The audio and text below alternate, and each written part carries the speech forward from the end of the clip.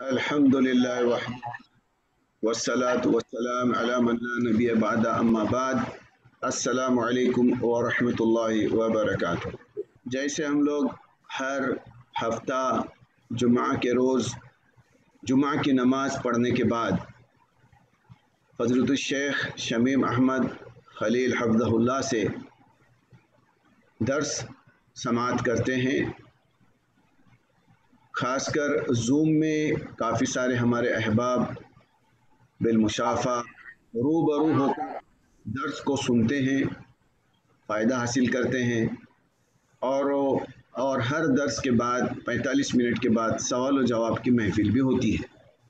साथ ही साथ ये दर्स यूट्यूब के चैनल खतीबुल मिंबर पर लाइव होता है। वहाँ पर भी काफ़ी सारे हमारे दोस्त अहबाब वहाँ पर भी आके सुनते हैं दर्स को, वहाँ से भी सवाल व जवाब पूछते हैं और उनको भी तसल्ली बख्श कुरान और सही अहादीस से जो है जवाब दिया जाता है।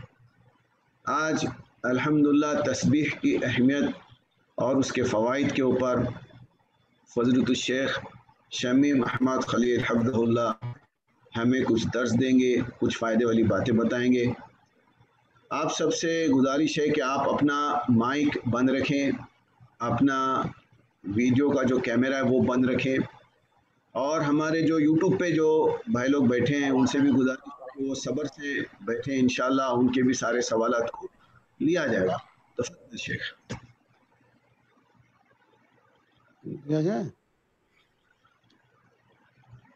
जी बिस्मिल्लाह।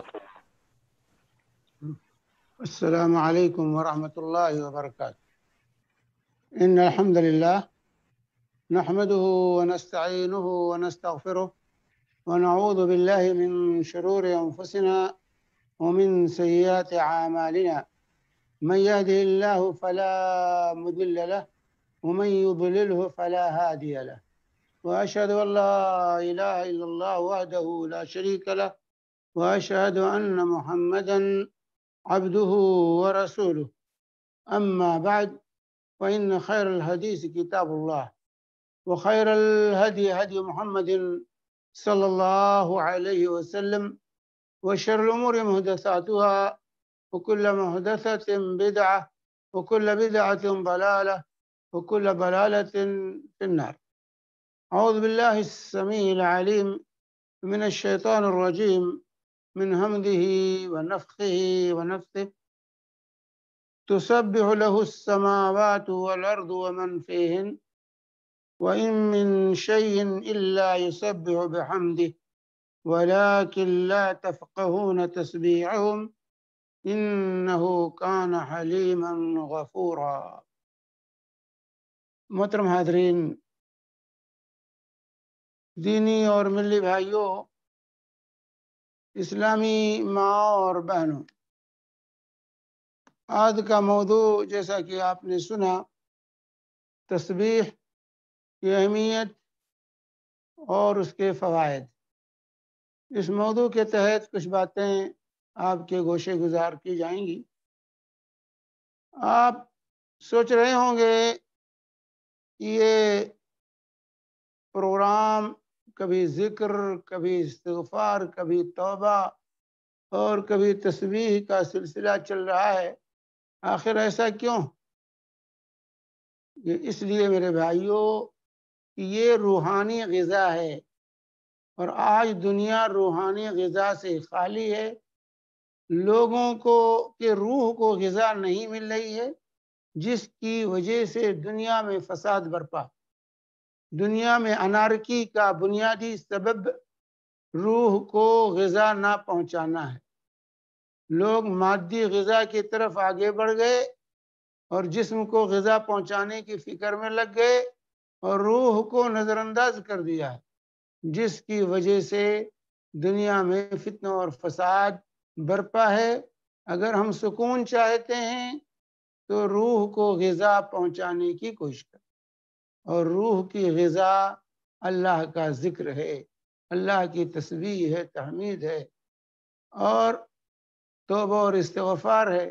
اس سے روح کو غذا ملتی، اور پھر انسان انسان بن کر کے دنیا کے اندر زندگی گزارتا ہے۔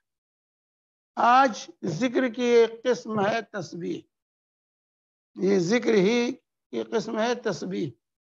تسبیح سے یہ مت سمجھیے کہ وہ مالا لے کے جو گھومتے ہیں، عام طور پر تسبیح مالے کو لوگ کہتے ہیں، نہیں، تسبیح کا وہ مطلب نہیں، وہ تسبیح نہیں، وہ مالا ہے۔ وہ ایک ہندو لے کے بھی گھومتا ہے، ایک عیسائی لے کے بھی گھومتا ہے، اور بہت سے مسلمان بھی لے کے وہ مالا گھومتے، وہ مالا ہے، وہ تسبیح نہیں ہے۔ تسبیح کا مطلب کیا ہے؟ تسبیح کا مطلب ہے اللہ رب العالمین حاکم الحاکمین کی کو نقائص اور عیوب سے اس کی عظمت کے ساتھ جو ہے پاک سمجھنا۔ تسبیح کا مطلب ہوتا ہے اللہ رب العالمین کی تنزیہ ہر نقص اور ہر عیب سے، اس کی تعظیم کے ساتھ، اس کی تعظیم کے ساتھ اللہ تبارک و تعالیٰ کو ہر نقص اور ہر عیب سے پاک سمجھنا، اور جو ہے اس کو اسی طریقے سے صفات کمال سے متصف جانا۔ تو جو بھی نقص کی چیزیں ہیں اللہ تعالیٰ کو اس سے پاک جاننے کا نام تسبیح ہے، پاک قرار دینے کا نام تسبیح ہے۔ تو تسبیح کی اہمیت اس قدر ہے کہ اللہ تبارک و تعالیٰ نے قرآن میں 90 مقام پر تسبیح کا ذکر کیا، 90 مقام پر تسبیح کا ذکر کیا اللہ تبارک و تعالیٰ نے قرآن مختلف صیغوں کے ساتھ، کبھی ماضی کے صیغے کے ساتھ، کبھی مضارع کے صیغے کے ساتھ، کبھی امر، کبھی مصدر کے ساتھ، اور قرآن کی 7 سورتوں کا اللہ تعالیٰ نے آغاز تسبیح سے کیا، اور 4 سورتوں کا اختتام اللہ تعالیٰ نے تسبیح سے کیا۔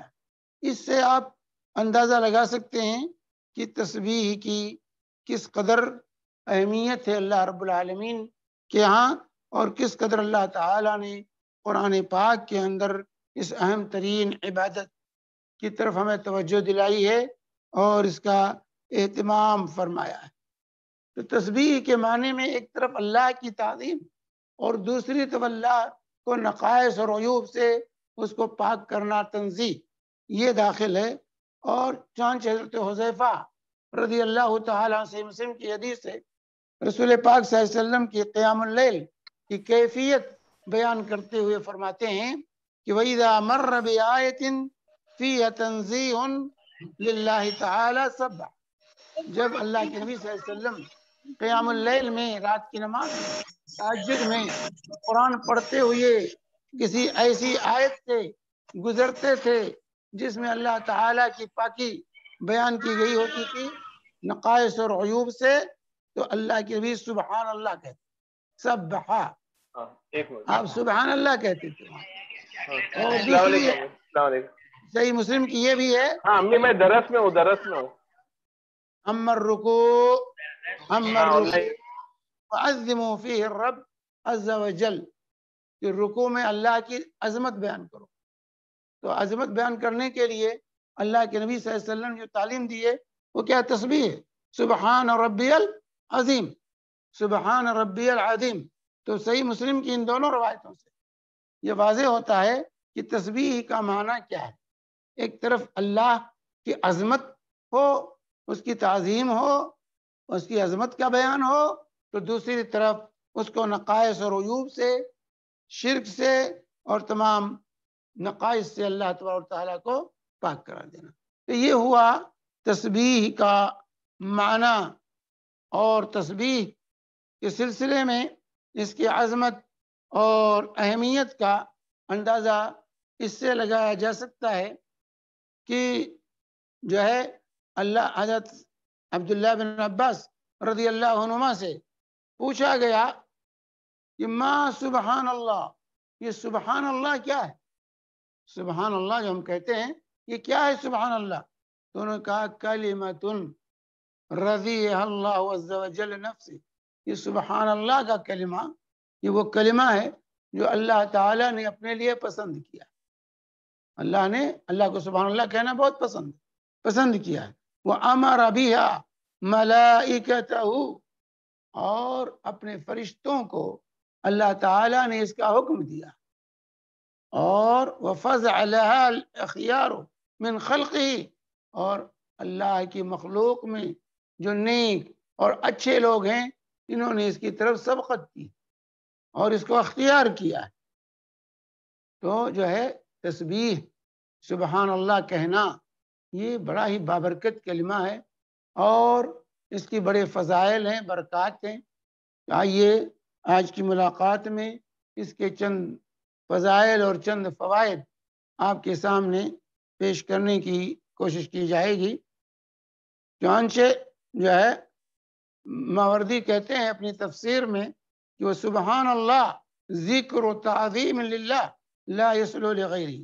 یہ سبحان اللہ کا کلمہ یہ اللہ کا ذکر ہے، اس کی عظمت کا اس میں بیان ہے. یہ اللہ کے سوا کسی اور کے لیے استعمال نہیں کیا جا سکتا. سبحان اللہ اللہ کے سوا یہ سبحان کا کلمہ اور کسی کے لیے جو ہے استعمال نہیں کیا جا سکتا. چنانچہ یہ تسبیح جو ہے فرشتوں کا ذکر ہے، فرشتوں کا ذکر ہے تسبیح. فرشتے اللہ کی تسبیح بیان کرتے ہیں. چنانچہ اللہ تبارک و تعالیٰ نے جب فرشتوں سے سیدنا آدم علیہ السلام کی تخلیق کے ارادے کا اظہار کیا تھا کہ جو ہے وَإِذْ قَالَ رَبُّكَ لِلْمَلَائِكَةِ إِنِّي جَاعِلٌ فِي الْأَرْضِ خَلِيفَةً. تو اس موقع فرشتوں نے کیا کہا تھا کہ جو ہے وَنَحْنُ نُسَبِّحُ بِحَمْدِكَ وَنُقَدِّسُ لَكَ. کہتے باری الہ کہ جو ہے ایسی مخلوق کی ضرورت کیا ہے، ہم تو تیری جو ہے تسبیح اور تقدیس بیان کرتے ہیں، تیری حمد و ثنا ہم بیان کرتے ہیں، تیری پاکی ہم بیان کرتے ہیں. تو جو ہے ایسی مخلوق کے پیدا کرنے کی ضرورت کیا ہے. تو فرشتے جو ہے اللہ کی تسبیح بیان کرتے ہیں. اور اسی طرح ابو ذر غفاری رضی اللہ تعالی عنہ کی روایت ہے صحیح مسلم کی کہ رسول پاک صلی اللہ علیہ وسلم سے پوچھا گیا ای الکلام افضل، کون سا کلام سب سے افضل ہے، سب سے افضل کلام کون سا ہے؟ تو اللہ کے نبی صلی اللہ علیہ وسلم نے فرمایا مصطفی اللہ لملائکتہ او لعبادہ سبحان اللہ وبحمدہ. کہ وہ کلمہ جو اللہ تبارک و تعالیٰ نے فرشتوں کے لیے اور اپنے نیک بندوں کے لیے منتخب فرمایا ہے سبحان اللہ وبحمدہ، یہ سب سے جو ہے افضل ترین کلام ہے جو انسان کو جس کے ساتھ اللہ کا ذکر کرنا چاہیے. سبحان اللہ وبحمدہ. تو سبحان اللہ وبحمدہ میں ایک طرف تو اللہ کی تسبیح ہے اور دوسری تو اللہ تعالیٰ کی حمد ہے. تسبیح کا معنی اللہ کو کی عظمت کے ساتھ اسے کو ہر نقص اور ہر عیب سے پاک قرار دینا، اور تحمید کا مطلب حمد کا مطلب ہے کہ اللہ تعالیٰ کو تمام صفات کمال سے متصف کمال قرار دینا، کہ اللہ تعالیٰ صفت کمال سے متصف ہے، اس کے یہاں کوئی نقص اور عیب نہیں، اس کے تمام صفات جو ہے قابل تعریف ہیں اور کمال کو پہنچے ہوئے ہیں، ان کے اندر کوئی نقص اور عیب نہیں پایا جاتا. اسی طرح حاملین عرش کا اللہ تبارک و تعالیٰ نے قرآن میں ذکر کیا ہے کہ جو ہے الذین یحملون العرش ومن حولہ یسبحون بحمد ربی، کہ جو ہے جو حاملین عرش ہیں اور عرش کے گرد جو لوگ ہیں وہ اللہ کی حمد کے ساتھ اس کی تسبیح اس کی پاکی بیان کرتے ہیں. اور اسی طریقے سے جو ہے تمام مخلوقات کا یہ وظیفہ تسبیح، یہ تمام مخلوق کا وظیفہ ہے. اس کائنات کی ہر چیز اللہ کی تسبیح بیان کرتی ہے. چنانچہ اللہ تعالی فرماتا ہے سورہ اسراء کے اندر تسبح لہ السماوات والارض ومن فیہن، کہ اللہ کی تسبیح تو آسمان زمین اور آسمان و زمین میں جو بھی ہیں سب اللہ کی تسبیح بیان کرتے ہیں. وَإِن مِّن شَيْءٍ إِلَّا يُسَبِّحُ بِحَمْدِهِ، اور کوئی بھی چیز ہے وہ اللہ کی تسبیح بیان کرتی ہے. وَلَٰكِن لَا تَفْقَهُونَ تَسْبِيحَهُمْ، لیکن تم ان کی تسبیح کو سمجھتے نہیں ہو۔ ہر مخلوق اپنی اپنی زبان میں، اپنے اپنے انداز میں وہ اللہ کی تسبیح بیان کرتی ہے، اللہ کی پاکی کو بیان کرتی ہے، لیکن جو ہے ہم سب کی زبانیں سمجھتے نہیں، اس لیے ہمیں اس کا احساس نہیں ہوتا۔ اللہ کہتا ہے کہ وَإِن مِّن شَيْءٍ إِلَّا يُسَبِّحُ بِحَمْدِهِ، جو چیز بھی اس کائنات میں ہے، ہر چیز، ہر ذرہ اللہ کی تسبیح بیان کر رہا ہے۔ تو یہ اتنی اہم ترین عبادت ہے، اتنا اہم ترین ذکر ہے تسبیح سبحان اللہ کہنا اور اللہ کی تسبیح بیان کرنا۔ اسی طریقے سے بدلیاں بھی اللہ کی تسبیح بیان کرتی، یہ بدلی یہ بھی اللہ کی تسبیح بیان کرتی ہے۔ چنانچہ جو گرج کی آواز ہم سنتے ہیں، جب بادل امڑتا ہے اور اس سے گرج کی آواز پیدا ہوتی ہے، گرج اور کڑک کی، وہ تسبیح کی آواز، وہ تسبیح ہے۔ وَيُسَبِّحُ الرَّعْدُ بِحَمْدِهِ وَالْمَلَائِكَةُ مِنْ خِیفَتِهِ، اللہ تعالیٰ فرما رہا ہے کہ یہ بادل کی کڑک اور گرج یہ اللہ کے حمد کے ساتھ اس کی تسبیح بیان کرتا ہے۔ وَالْمَلَائِكَةُ مِنْ خِیفَتِهِ، اسی طرح اللہ کے خوف سے لرزاں ہو کر فرشتے بھی اللہ کی تسبیح بیان کرتے ہیں۔ اسی طرح تسبیح ایمان کی علامت ہے۔ اگر مومن ہیں تو ہمیں اللہ کی تسبیح بیان کرنی ہوگی۔ اللہ تعالی فرماتا ہے انما یؤمن بآیاتنا الذین اذا ذکروا بها خروا سجدا وسبحوا بحمد ربهم وهم لا يستكبرون۔ سورہ سجدہ کی آیت ہے کہ میری آیتوں پر وہ لوگ ایمان لاتے ہیں کہ جب انہیں اللہ کی آیتیں سنائی جاتی ہیں، ان کو یاد دلایا جاتا ہے، تو خروا سجدا، تو وہ سجدہ ریز ہو جاتے ہیں، سجدے میں گر پڑتے ہیں، وسبحوا بحمد ربهم، اور اپنے رب کی حمد کے ساتھ اس کی تسبیح بیان کرتے ہیں۔ ہم لا یستکبرون، اور وہ انکار نہیں کرتے، کبر و غرور میں مبتلا نہیں ہوتے۔ اسی طریقے سے تسبیح جو ہے کے سلسلے میں یہ ہونا چاہیے جو ہے کہ اللہ تبارک و تعالی نے ضیق صدر، سینے میں جو گھٹن ہوتی ہے انسان کو، تنگی جو محسوس ہوتی ہے حالات سے مجبور ہو کر، تو اگر ہم اپنے سینوں کی جو ہے گھٹن کو اور اس کی ضیق اور تنگی کو ہم دور کرنا چاہتے ہیں تو ہمیں تسبیح کو اختیار کرنا، سبحان اللہ کا ورد کرنا پڑے گا، اللہ کی تسبیح بیان کرنی پڑے گی۔ اللہ تعالیٰ فرماتا ہے وَلَقَدْ نَعْلَمُ أَنَّكَ يَضِيقُ صَدْرُكَ بِمَا يَقُولُونَ فَسَبِّحْ بِحَمْدِ رَبِّكَ وَكُن مِّنَ السَّاجِدِينَ وَاعْبُدْ رَبَّكَ حَتَّى يَأْتِيَكَ الْيَقِينُ۔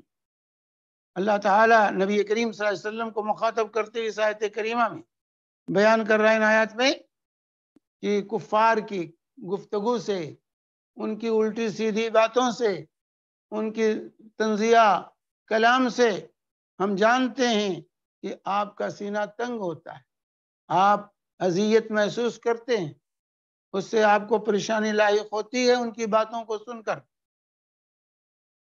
فسبح بحمد ربک، تو اس گھٹن سے جو ہے اس اذیت سے بچنا ہے تو کیا کیجئے، اپنے رب کی حمد کے ساتھ اس کی تسبیح بیان، سبحان اللہ و بحمدہ پڑھیے، اللہ کی تسبیح بیان کیجئے، وَكُن مِّنَ السَّاجِدِينَ، اور سجدہ ریز ہو جائیے، ساجدین میں سے ہو جائیے، وَاعْبُدْ رَبَّكَ حَتَّى يَأْتِيَكَ الْيَقِينُ، اور اپنے رب کی عبادت اس وقت تک کیجئے جب تک موت نہ آئے، یعنی مرتے دم تک اپنے رب کی عبادت کیجئے۔ تو دل کی تنگی، دشمنوں کے طعن و تشنی، دشمنوں کی اذیت رسانی سے اگر ہم بچنا چاہتے ہیں تو اس کا علاج اللہ تعالیٰ نے تسبیح میں رکھا، اپنے نبی کو اللہ تعالیٰ نے یہ تعلیم دی تھی کفار و مشرکین کے مقابلے میں۔ اور آج ہم بھی میرے بھائیوں جس صورتحال سے گزر رہے ہیں، جس تنگی کا ہم شکار ہیں اور جس اذیت کا ہم شکار ہیں اعدائے اسلام کی طرف سے، ایسی صورت میں انتہائی ضروری ہے کہ ہم تسبیح کا سہارا لیں، نبی کریم صلی اللہ علیہ وسلم کو جو نسخہ بتایا گیا تھا اس نسخے کو اختیار کریں، یہ اللہ کا بتایا ہوا نسخہ ہے کہ ہم اللہ کی تسبیح بیان کریں، سبحان اللہ کریں، سبحان اللہ بحمدہ پڑھیں، اللہ تعالیٰ لگائیں، اللہ کا ذکر کریں، اس سے یہ حالات سدھریں۔ لیکن آج افسوس یہ ہے کہ تمام اذیتوں کے باوجود، تمام تکلیفوں کو اٹھانے کے باوجود، تمام فتنوں و فساد میں مبتلا ہونے کے باوجود ہمیں اللہ یاد نہیں آتا، اللہ کا ذکر یاد نہیں آتا، اللہ کی طرف جو ہے جانے کا جو ہے جذبہ ہمارے اندر نہیں پیدا ہوتا۔ بس ہم رات دن جو ہے مادی وسائل، مادی ذرائع کے پیچھے پڑے ہوئے ہیں، اللہ رب العالمین کو یاد کرنے کی ہمیں توفیق نہیں ہوتی، حالانکہ اصل علاج اللہ کی یاد میں، اللہ کے ذکر میں ہے۔ اللہ کی تسبیح بیان کیجئے، اس کی تحمید بیان کیجئے، اللہ تبارک و تعالی جو ہے ان حالات کو بدلنے والا ہے۔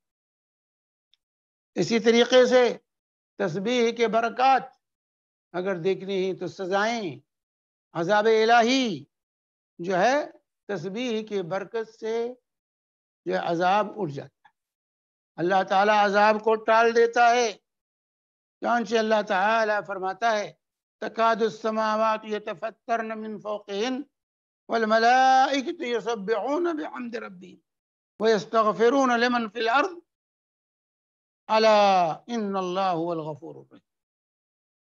اس آیت کریمہ میں سورہ شورى کی آیت ہے، اللہ فرماتا ہے کہ قریب تھا کہ آسمان پھٹ پڑے لوگوں پر، لوگوں کے کرتوت، لوگوں کے اعمال، لوگوں کی معصیت کا یہ اثر قریب تھا کہ آسمان پھٹ پڑے لوگوں پر، سب تباہ و برباد کر دیے جائیں، ان کے کرتوت کی سزا انہیں دے دی جائے۔ لیکن والملائکۃ یسبحون بحمد، لیکن فرشتے اللہ کے تسبیح میں لگے ہوئے ہیں، اس کے حمد و ثنا میں لگے ہوئے ہیں، اس کے حمد کے ساتھ جو ہے اس کی تسبیح بیان کر رہے ہیں۔ وَاسْتَغْفِرُونَ لِمَنْ فِي الْأَرْضِ، اور جو زمین میں ہیں ان کے لیے اللہ سے مغفرت کی دعا کر رہے ہیں۔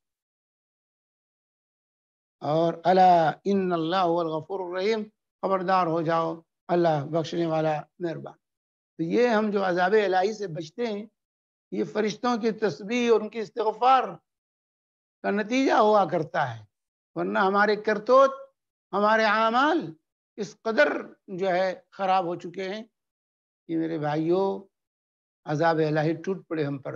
لیکن اللہ تعالیٰ کا یہ کرم ہے کہ اللہ تعالیٰ نے فرشتوں کو لگا دیا ہے تسبیح و استغفار میں، جس کی وجہ سے عذاب کی تخفیف ہوتی ہے اور عذاب ہم سے ٹل جاتا ہے۔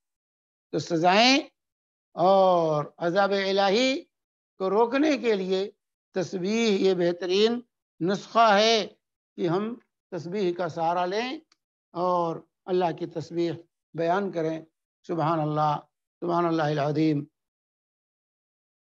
یہ کلمات اپنی زبان سے ادا کریں دل کی گہرائیوں سے۔ اور اسی طریقے سے اگر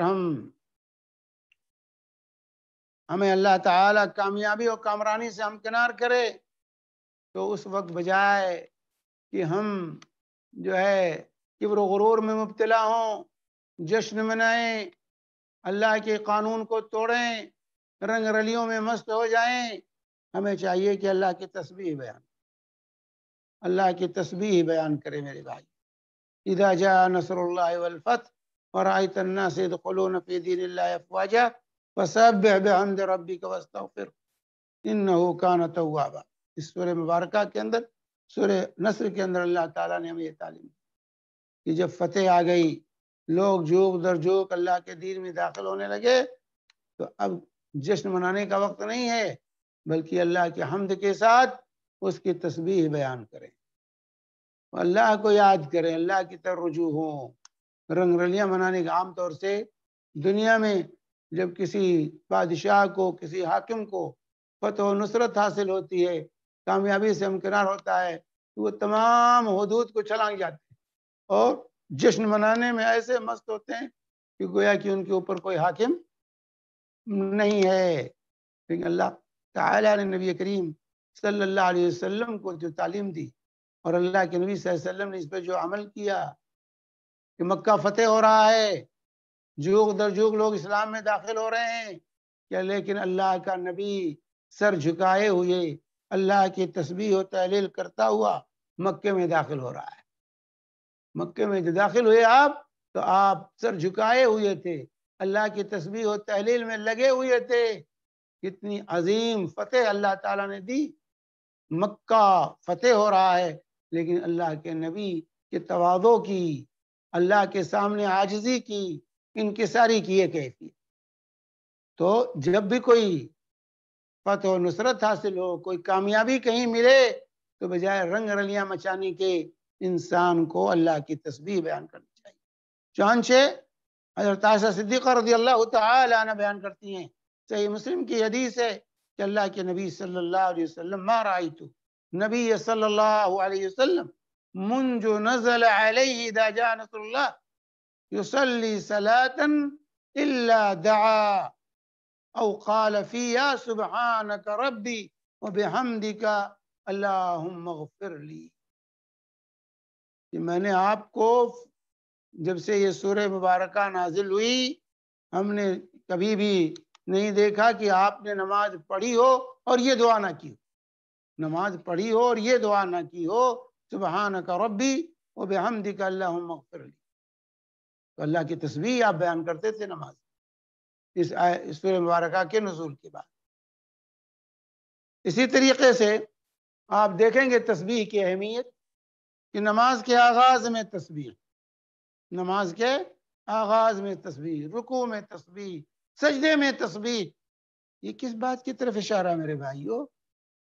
نماز کے آغاز میں جو دعائے ثنا سبحانک اللہم وبحمدک تبارک اسمک وتعالی جدک ولا الہ غیرک، یہ دعائے ثنا ہے، استفتاح میں سے۔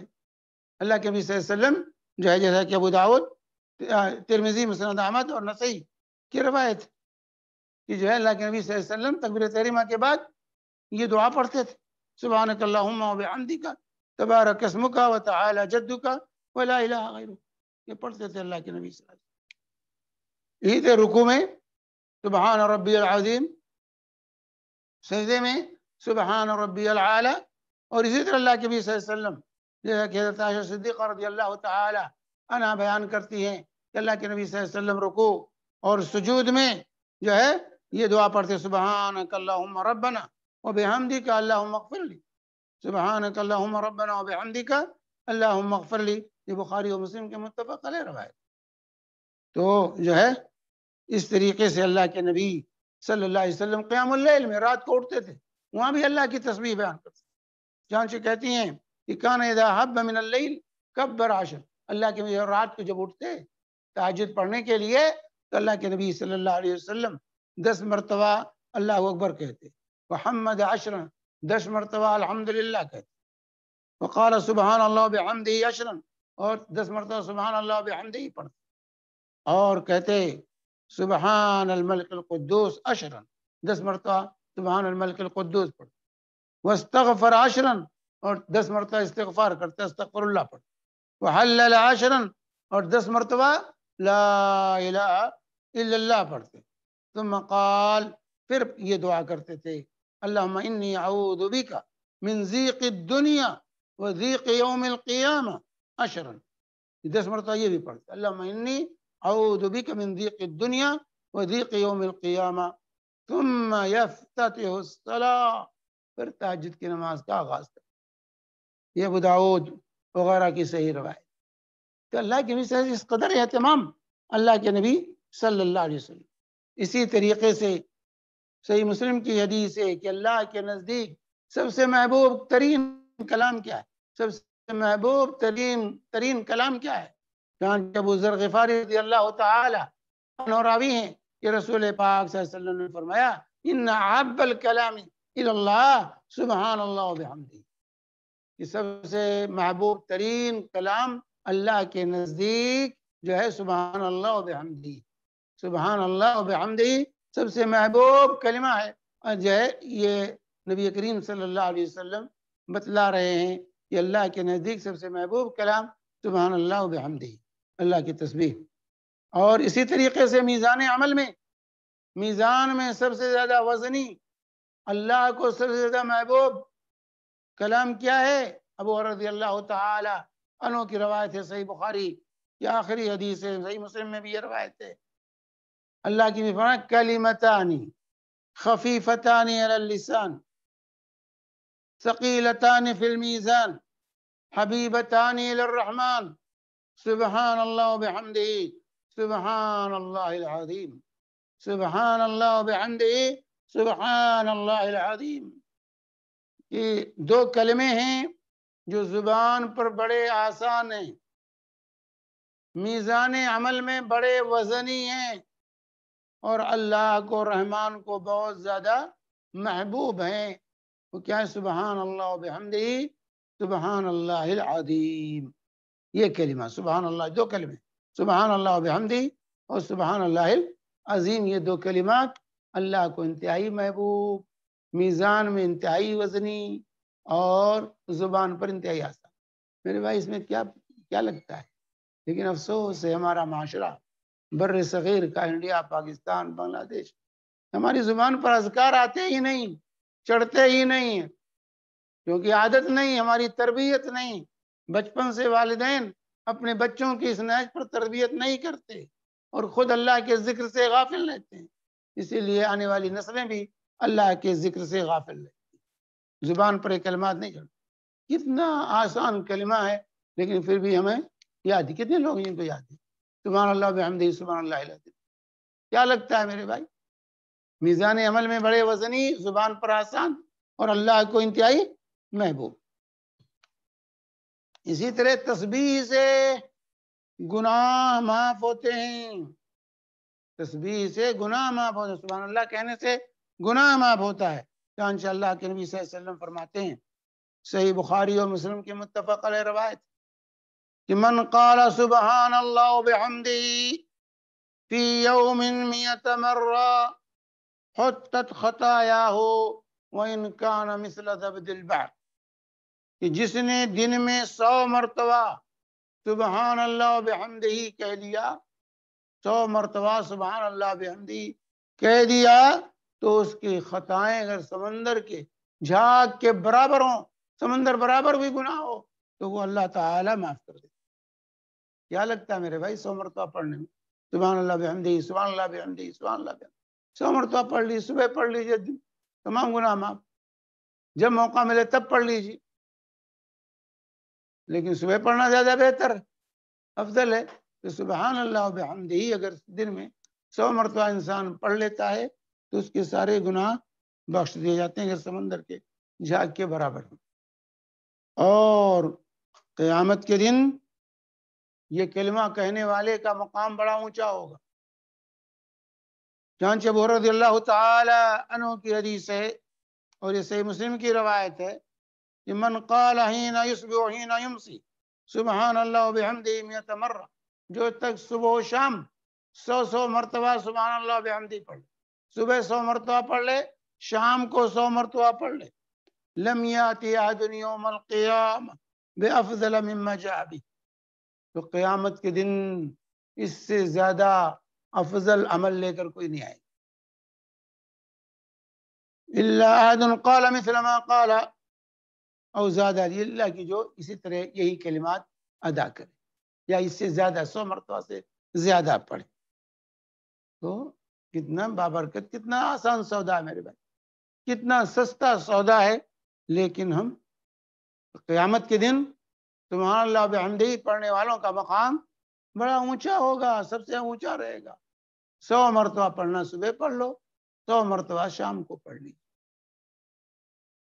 اور اسی طریقے سے سبحان اللہ وبحمدہ، اللہ کی تسبیح جو ہے یہ پہاڑ کے برابر سونا صدقہ کرنے سے زیادہ عظمت کا حامل ہے۔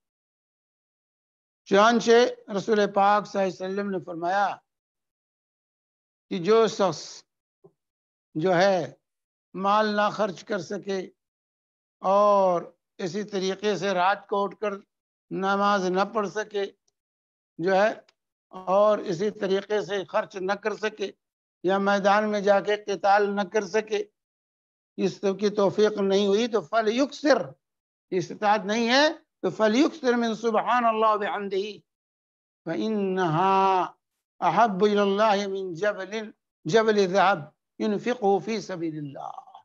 تو وہ سبحان اللہ بحمدہ کو لازم پکڑ لے، اس کو جو یہ کام نہیں کر سکتا وہ اس ذکر کو لازم کر لے تو سونے کا پہاڑ سے زیادہ خرچ کرنے سے زیادہ اللہ کو ان کلمات کو پڑھنا محبوب. سبحان اللہ و بحمدہ. یہ میرے بھائیوں جو ہے طبرانی کی روایت ہے اور شیخ البانی نے صحیح ترغیب میں اس کو صحیح قرار دیا.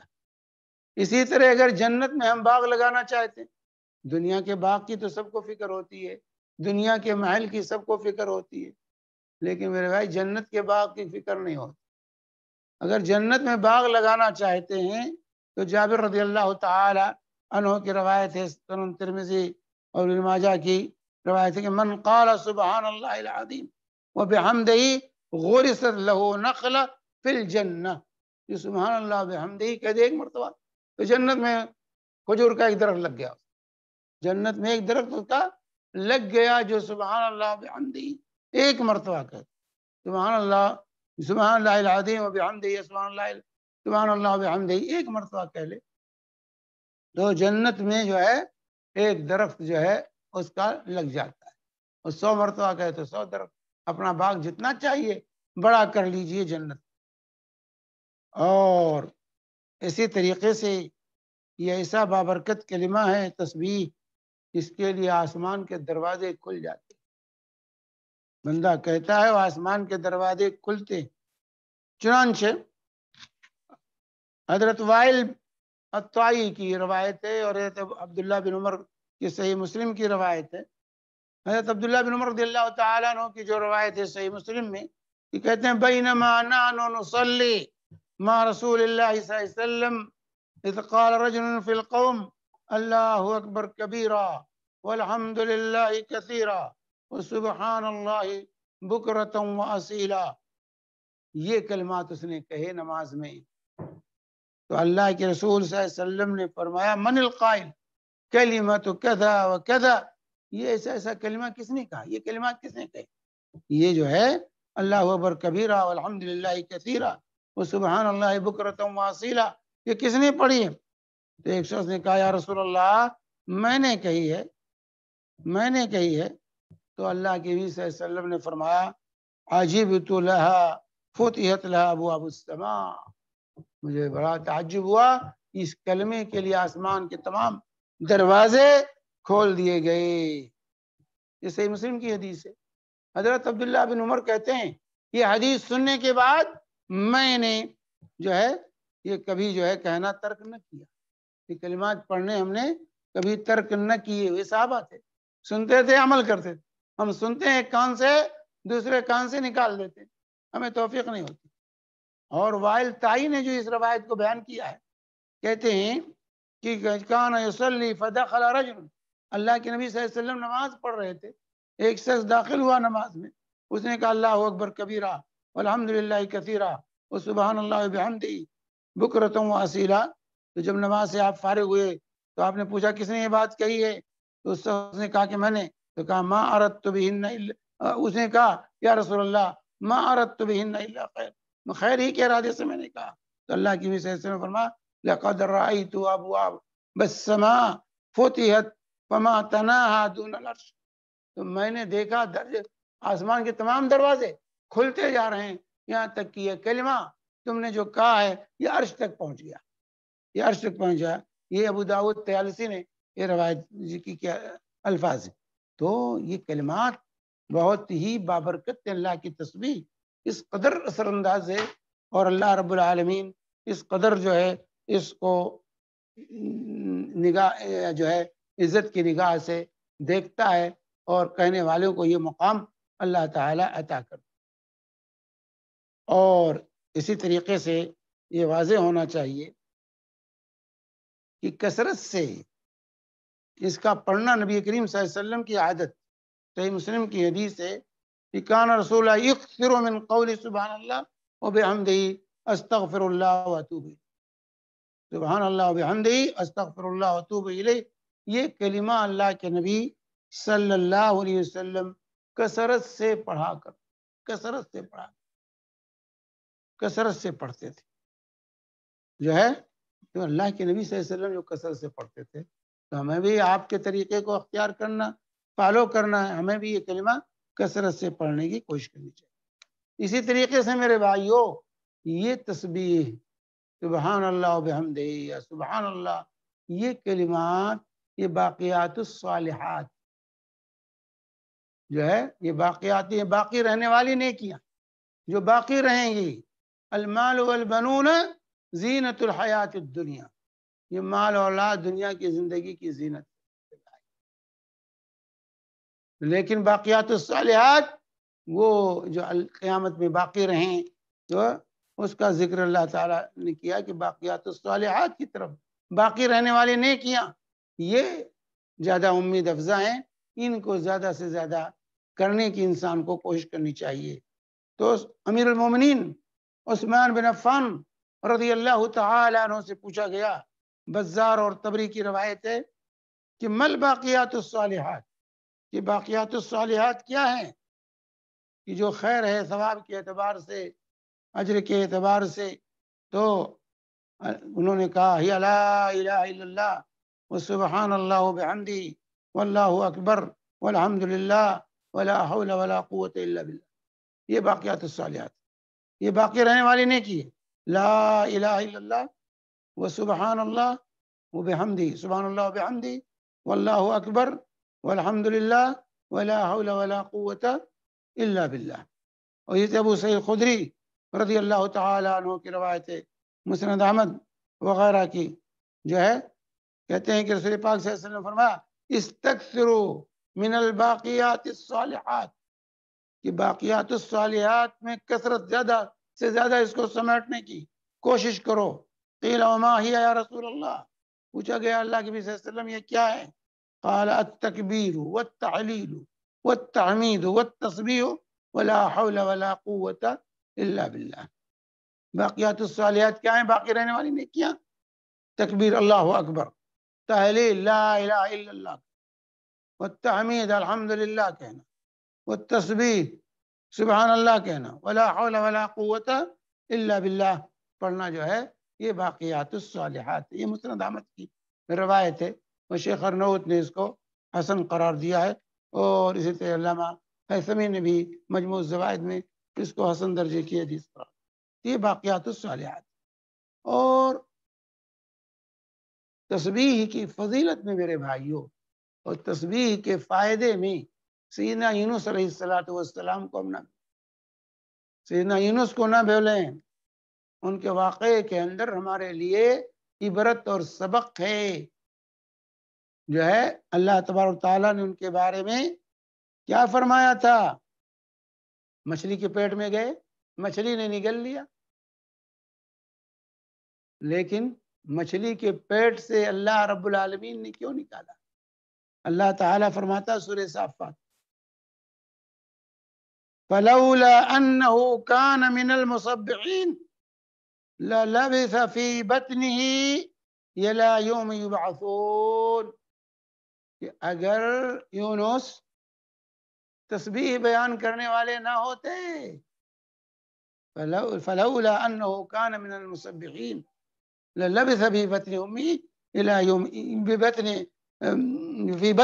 للبث في بطنه الى يوم يبعثون، کہ اگر وہ تسبیح نہ بیان کرتے، تسبیح بیان کرنے والے نہ ہوتے، تو وہ مچھلی کے پیٹ میں قیامت تک پڑے رہتے، لیکن اللہ تعالیٰ نے مچھلی کے پیٹ سے ان کو نکالا، ان کی تسبیح کی وجہ سے، تسبیح بیان کرنے کی وجہ سے اللہ نے ان کو نکالا، سبحان اللہ کہنے کی وجہ سے نکالا۔ اور یہی نہیں کہ مچھلی کے پیٹ میں، وہ اس سے پہلے اللہ کی تسبیح بیان کرنے والے پہلے بھی اللہ کی تسبیح بیان کرتے، اور جب اس مصیبت میں گرفتار ہوئے تو وہاں بھی اللہ کی تسبیح بیان، تو تسبیح کی برکت سے اللہ تبارک تعالیٰ نے انہیں مچھلی کے پیٹ سے نکال کر ساحل پر پہنچا دیا۔ اندازہ لگائیے، چنانچہ اللہ تعالیٰ فرماتا ہے فَنَادَ فِي الظُّلُمَاتِ اللہ الہ الا انت سبحانک انی کنت من الظالمین۔ سورہ انبیاء کی آیت ہے کہ سیدنا یونس نے اس تاریکی میں، ایک تو مچھلی کا پیٹ، پھر سمندر کی گہرائی، اس تاریکی میں انہوں نے کیا کہا تھا، کیا دعا کی تھی؟ اللہ الہ الا انت سبحانک، سبحانک، اللہ کی تسبیح بیان، لا الہ، اللہ کی توحید اور اللہ کی تسبیح بیان، اللہ الہ الا انت سبحانک انی کنت من الظالمین، کہ اللہ تیرے سوا کوئی معبود برحق نہیں، تو ہر نقص اور عیب سے، اے اللہ تو پاک ہے، میں تیری تسبیح بیان کرتا ہوں، انی کنت من الظالمین، میں ہی ظالم ہوں، میں ہی ظالم ہوں۔ یہ دعا تھی سیدنا جو ہے یونس علیہ السلام کی، تو اللہ تعالیٰ نے فرمایا فاستجبنا له ونجینا، جو ہے ہم نے جو ہے ان کی دعا قبول کر لی، ان کو نجات دے دی، من الغم، غم سے جو ہے انہیں نجات دی، وَكَذَلِكَ نُنْجِي الْمُؤْمِنِينَ، اللہ آگے فرماتا ہے وَكَذَلِكَ نُنْجِي الْمُؤْمِنِينَ، اسی طرح ہم مومنوں کو نجات دیتے۔ مصیبتوں سے بچنا ہے تو اللہ کی تسبیح کی عادت ڈالی، اللہ کی تسبیح کی جب عادت رہے گی تو مشکلات میں بھی تسبیح کے کلمات آئیں گے، اللہ کے ذکر کی عادت ہوگی تو مرتے دم بھی زبان پر اللہ کا ذکر آئے گا، لیکن اگر ابھی سے ہم عادت نہیں ڈالیں گے تو مصیبت میں گرفتار ہوں گے، تب گونگے ہو جاتے ہیں میرے بھائی، وہاں بھی گونگے ہو جاتے ہیں، زبان چلتی ہی نہیں، کلمہ زبان پر آتا ہی نہیں، لوگ بار بار تلقین کرتے ہیں کہ لا الہ پڑھو، لا الہ پڑھو، لیکن وہ زبان پر لا الہ آتا ہی نہیں، زندگی میں پڑھتے ہوں تب تو آئے لا الہ الا اللہ، زندگی میں سبحان اللہ کہتے ہوں تب تو سبحان اللہ ہے، زندگی میں الحمدللہ کی عادت ڈالی ہو تب تو الحمدللہ کا کلمہ آئے، تو مصیبت میں بھی اللہ کا ذکر ہماری زبانوں پر نہیں آتا، گالیاں ہوتی ہیں ہماری زبانوں پر، بات میں ماں بہن کی گالی دینے کو تکیے کلام لوگ بنا لیتے ہیں، الٹی سیدھی باتیں کہنے کو تکیے کلام بنا لیتے ہیں، وہ بار بار آتا ہے تو آخری وقت میں بھی وہی کلمات زبان پر آتے ہیں۔ تو ضرورت اس بات کی ہے کہ ہم اپنی زبانوں کو اللہ کے ذکر کے لیے استعمال کریں، اللہ کی تسبیح و تحمید کے لیے استعمال کریں، یہ عادت ڈالیں، تب مصیبتیں ٹلتی ہیں۔ اللہ تعالیٰ کہہ رہا ہے کذالک ننجی المؤمنین، اسی طرح ہم مومنوں کو نجات دیتے ہیں۔ مصائب کتنی بڑی مصیبت میں تھے، سیدنا یونس کتنی بڑی مصیبت میں گرفتار ہوئے، بچنے کی کوئی امید تھی؟ مچھلی کے پیٹ میں جانے کے بعد بچنے کی کوئی امید تھی؟ کوئی امید نہیں تھی میرے بھائی، آکسیجن کہاں سے پہنچا، یہ کہاں سے پہنچا، یہ سب اللہ، ان اللہ علی کل شیء قدیر، اللہ ہر چیز پر قادر ہے، اللہ کے ہو جائیے۔ دیکھیے اللہ تعالیٰ کس طرح مسبب الاسباب، مچھلی کے پیٹ میں کتنے دن رہے، مختلف روایات، کچھ لوگ کہتے ہیں 3 دن رہے، کچھ لوگ صبح سے شام رہے، کچھ لوگوں نے لکھا 40 دن رہے، بہرحال کوئی کسی مدت کی کوئی تعین نہیں وارد، مدت کی تعین وارد نہیں، کتنے دن مچھلی کے پیٹ میں سیدنا یونس علیہ السلام رہے، لیکن تھوڑی دیر کے لیے بھی اگر چلے جائیں ہم، یہاں پانی میں گرتے ہیں مر جاتے ہیں، کہتے ہیں کہ نہیں آکسیجن نہیں پہنچ پایا، سانس لینا مشکل ہو گیا، تو مچھلی کے پیٹ میں سمندر کی تاریکی، پانی کی سمندر کی گہرائی، اور پھر مچھلی کا پیٹ، اور اس کے باوجود سیدنا یونس علیہ السلام صحیح سالم زندہ جو ہے نکل کر سامنے آئے۔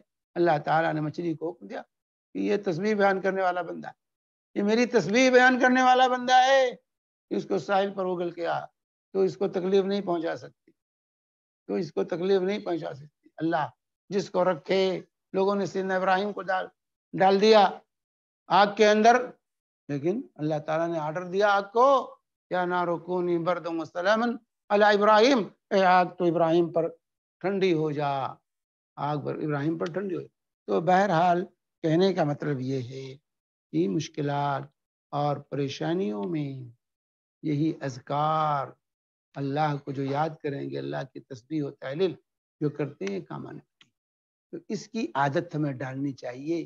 مصیبتوں سے نجات دلانے والے کلمات ہیں، اس سے میرے بھائیوں میں گریز نہیں کرنا چاہیے، ہمیں خود سیکھنا چاہیے اور اپنے بچوں کو بھی ان اذکار کو سکھانا چاہیے، یہ تربیت ہونی چاہیے، یہ تربیت اپنے بچوں کی بچپن سے انہیں یہ اذکار دعائیں، اس کا ضرور ان کو، لیکن یاد رکھیں ایک طرف تو جو مادہ پرستی کے نشے میں لوگوں نے سب کو بالائے طاق رکھ دیا کہ اس سے کیا ہوتا ہے، کوئی احساس ہی نہیں پیدا ہوتا ہے. سب اپنے مادی قوت اور طاقت پر لگ گئے، صبح سے لے کر شام تک بس اسی پیٹ کے گرد گھوم رہے ہیں. سارا کچھ پیٹ کے لیے کر، بھائی روح کے لیے بھی کچھ نہیں کرتے، پیٹ کے لیے کر رہے ہیں. اس سے اسلام نہیں روکتا، لیکن روح کو بھی غذا کی ضرورت ہے، روحانی غذا کا بھی انتظام کریں. تو ایک طرف تو یہ مادہ پرستی آئی اور مادے کے پیچھے ہم نقل و حرکت کرنے میں لگ گئے اور اپنی روح کو ہم نے فراموش کیا، اور اس کے نتیجے میں ذکر و اذکار سے جو ہے ہم دور ہو گئے. اور دوسری طرف بدعت نے وجود لیا دنیا کے اندر، تصوف کی بیماری پیدا ہوئی اور صوفیہ نے جو ہے نئے نئے وظیفے اپنی طرف سے گڑھ کر لوگوں کو دیے، اور ان جو ہے غیر شرعی وظیفوں میں لوگ لگ. اور رسول پاک صلی اللہ علیہ وآلہ وسلم نے جو وظیفے بتائے تھے، جو اذکار بتائے تھے، جس کے اندر سراپا توحید تھا، جو شرک سے پاک نبی کریم صلی اللہ علیہ وسلم کی زبانیں اطہار سے نکلے ہوئے کلمات، ان سب سے ان صوفیوں نے ہمیں غافل کر دیا. اور آج جو لوگ بھی روحانیت کے نام پر، روح کو غذا پہنچانے کے نام پر کام کر رہے ہیں، اسی تصوف کے گورکھ دھندے میں پھنسے ہوئے ہیں. تصوف کے گورکھ دھندوں میں پھنس کر کے نبی کریم صلی اللہ علیہ وسلم کی تعلیمات کو بالائے طاق رکھ، اور اسی میں جو ہے ان کے شب و روز گزر رہے ہیں، ان بدعات میں، خرافات میں. اب یہی سیدنا مثال کے طور پر، بس اسی پر میں اپنی بات ختم کرتا ہوں. سیدنا یونس علیہ السلام کا جو ذکر ہے، لا الہ الا انت سبحانک انی کنت من الظالمین، اس کو پڑھتے ہیں لوگ، لیکن کیسے؟ اجتماع کر کے جمع کرو سب کو، دانے رکھ لو، جال ڈال دو، کتنی ہزار مرتبہ، کتنی لاکھ مرتبہ. سب آج کیا ہوگا؟ آیت کریمہ کا ذکر ہے بھائی، آیت کریمہ آج پڑھی جائے گی، پورے محلے کے لوگوں کو جمع کرو. بھائی کہاں یہ؟ کس نے سکھایا ہے؟ کیا حضرت انہوں نے سب کو جمع کر کے پڑھا تھا وہاں؟ یا اللہ کے نبی صلی اللہ علیہ وسلم نے جمع کر کے پڑھا ہے؟ یا تعلیم دی ہے کہ سب لوگ جمع ہو اور اس کی تعداد متعین کی ہے کتنی ہزار مرتبہ؟ یہ دانوں پر گنو. اور اسی طرح آج جو مالائیں چل گئی ہیں ہمارے یہاں، مالا تسبیح یہ گھوم رہے، اور وہ قیمتی تسبیح. آپ تو یہ بھی تحقیق آ گئی کہ وہ خنزیر کے ہڈیوں کا بھی بناتے ہیں لوگ، اور ہم شوق سے اس کو استعمال کرتے ہیں. اللہ کے نبی صلی اللہ علیہ وسلم نے انگلیوں پر، ان پوروں پر گننے کی تعلیم دی ہے. کہا یہ مستنطقات یوم القیامہ، قیامت کے دن یہ آپ کے انگلیوں کے پور یہ گواہی دیں گے، شہادت دیں گے. اس پر تم جو ہے تسبیحات، تحلیلات کو، ذکر کو اس پر گنا کرو. لیکن شیطان نے اس سنت سے روکنے کے لیے ہمیں مالے تھما دیے. کوئی ہزاری مالا لیے گھوم رہا ہے، کوئی جو ہے کسی تعداد میں، مختلف تعداد میں مالے بنائے گئے، اور لوگ فیشن کے طور پر بھی اس کو استعمال کرتے ہیں اور عبادت کے طور پر بھی استعمال کرتے ہیں. یہ سب چیزیں غلط ہیں. سنت کے مطابق اللہ کا ذکر کیجیے، تب اس کے ثمرات مترتب ہوں گے، اس پر اجر و ثواب ملے گا، روح و قلب کو راحت و سکون ملے گا، مصائب و آلام دور ہوں گے، اللہ کی یاد تازہ ہوگی. اللہ تعالیٰ سے دعا ہے کہ رب العالمین ہمیں سنت کے مطابق اپنا ذکر کرنے، تسبیح و تحلیل کرنے کی توفیق عطا فرمائے. وصلی اللہ علی نبینا محمد وعلی آلہ وصحبہ وسلم، وجزاکم اللہ خیر. جزاک اللہ خیرن شیخ. اللہ ہم سب کو توفیق دے کہ ہم تسبیح پڑھ سکیں اور تسبیحوں میں ہی ہماری زبان تر ہو. سوالوں کا سلسلہ انشاءاللہ شروع کرتے ہیں. جو لوگ زوم پہ ہیں وہ اپنا ہاتھ اٹھا کے سوال پوچھ سکتے ہیں. جو یوٹیوب پہ ہیں وہ یوٹیوب پہ مجھے بھائی انشاءاللہ سوال کریں گے بعد میں، اور جو لیڈیز ہیں وہ اپنا سوال یہاں ٹائپ کر سکتے ہیں. یہاں پہ ایک سوال آلریڈی آ چکا تھا کہ اگر صدقہ دینا ہو تو کیا ذبح کر کے چکن کا صدقہ دے سکتے ہیں یا زندہ دینا ہوگا؟ دیکھیے، اولاً تو یہ واضح ہونا چاہیے کہ جو ہمارے یہاں صدقے کا یہ تصور پیدا ہو گیا ہے کہ بکرا ذبح کرو، مرغ ذبح کرو، ایک جان کے بدلے جان دو، اس کی کوئی اصل نہیں، کوئی بنیاد نہیں. یہ بے بنیاد چیزیں لوگوں نے رائج کر لی.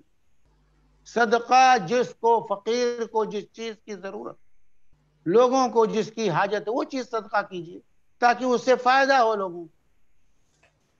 یہ بکرا ذبح کر دو، مرغ ذبح کر دو، یہ ذبح کر دو، اس کا گوشت تقسیم کر دو، تو صرف یہ لوگوں نے کھانے پینے کا کہ جو ذبح کریں گے تو میاں صاحب کو بھی مل جائے گا، ان کے گھر بھی پہنچ جائے گا، ان کے بغیر تو فاتحہ ہوگا نہیں۔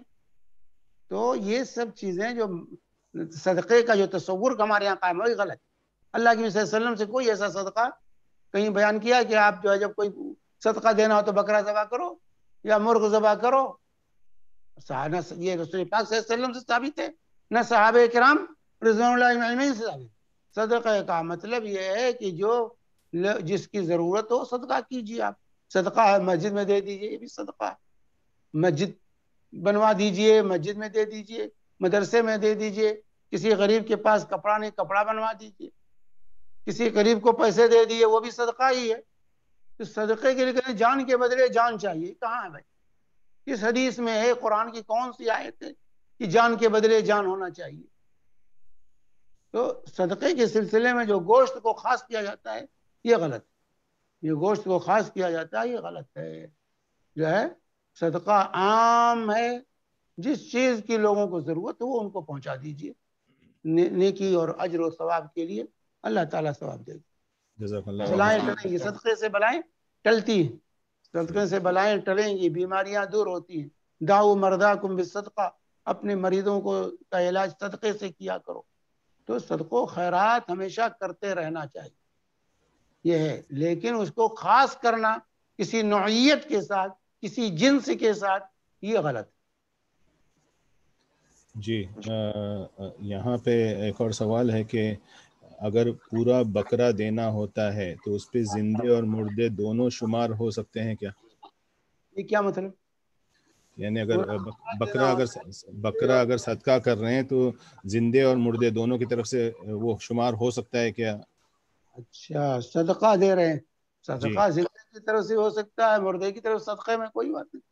جیسے آپ کھانا کھلائیں کسی کو غلہ پہنچا دیے، کسی کو کپڑے پہنچا دیے، اور دل میں نیت ہے کہ جو ہے اس کا ثواب جو ہے فلاں کی طرف سے، یہ میرے فلاں کی طرف سے ہے، کوئی بات نہیں، سب کو ثواب ملے گا۔ جزاک اللہ خیر۔ کسی کے سوال اگر ہیں، ہاتھ کسی کا نہیں اٹھایا ابھی؟ مجیب بھائی آپ کے پاس یوٹیوب پہ اگر سوال ہیں تو آپ پوچھ سکتے ہیں۔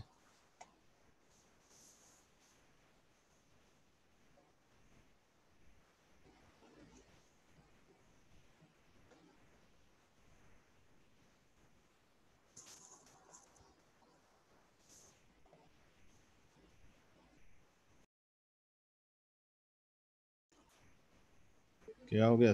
سوالوں کی اچانک بارش ہوتی ہے، کبھی ایک دم رک جاتے ہیں۔ اوکے، ابھی سوال آ چکا ہے، ابھی کے سچویشن کے حساب سے عید کی قربانی نہ کر کے اس پیسے سے غریب کو مدد کر سکتے ہیں کیا؟ ابھی کی جو قربانی کیوں نہیں کریں گے؟ کیا چیز مانے ہیں قربانی سے؟ اور قربانی ہی کا پیسہ کیوں؟ الگ سے پیسہ دیجئے غریب کو۔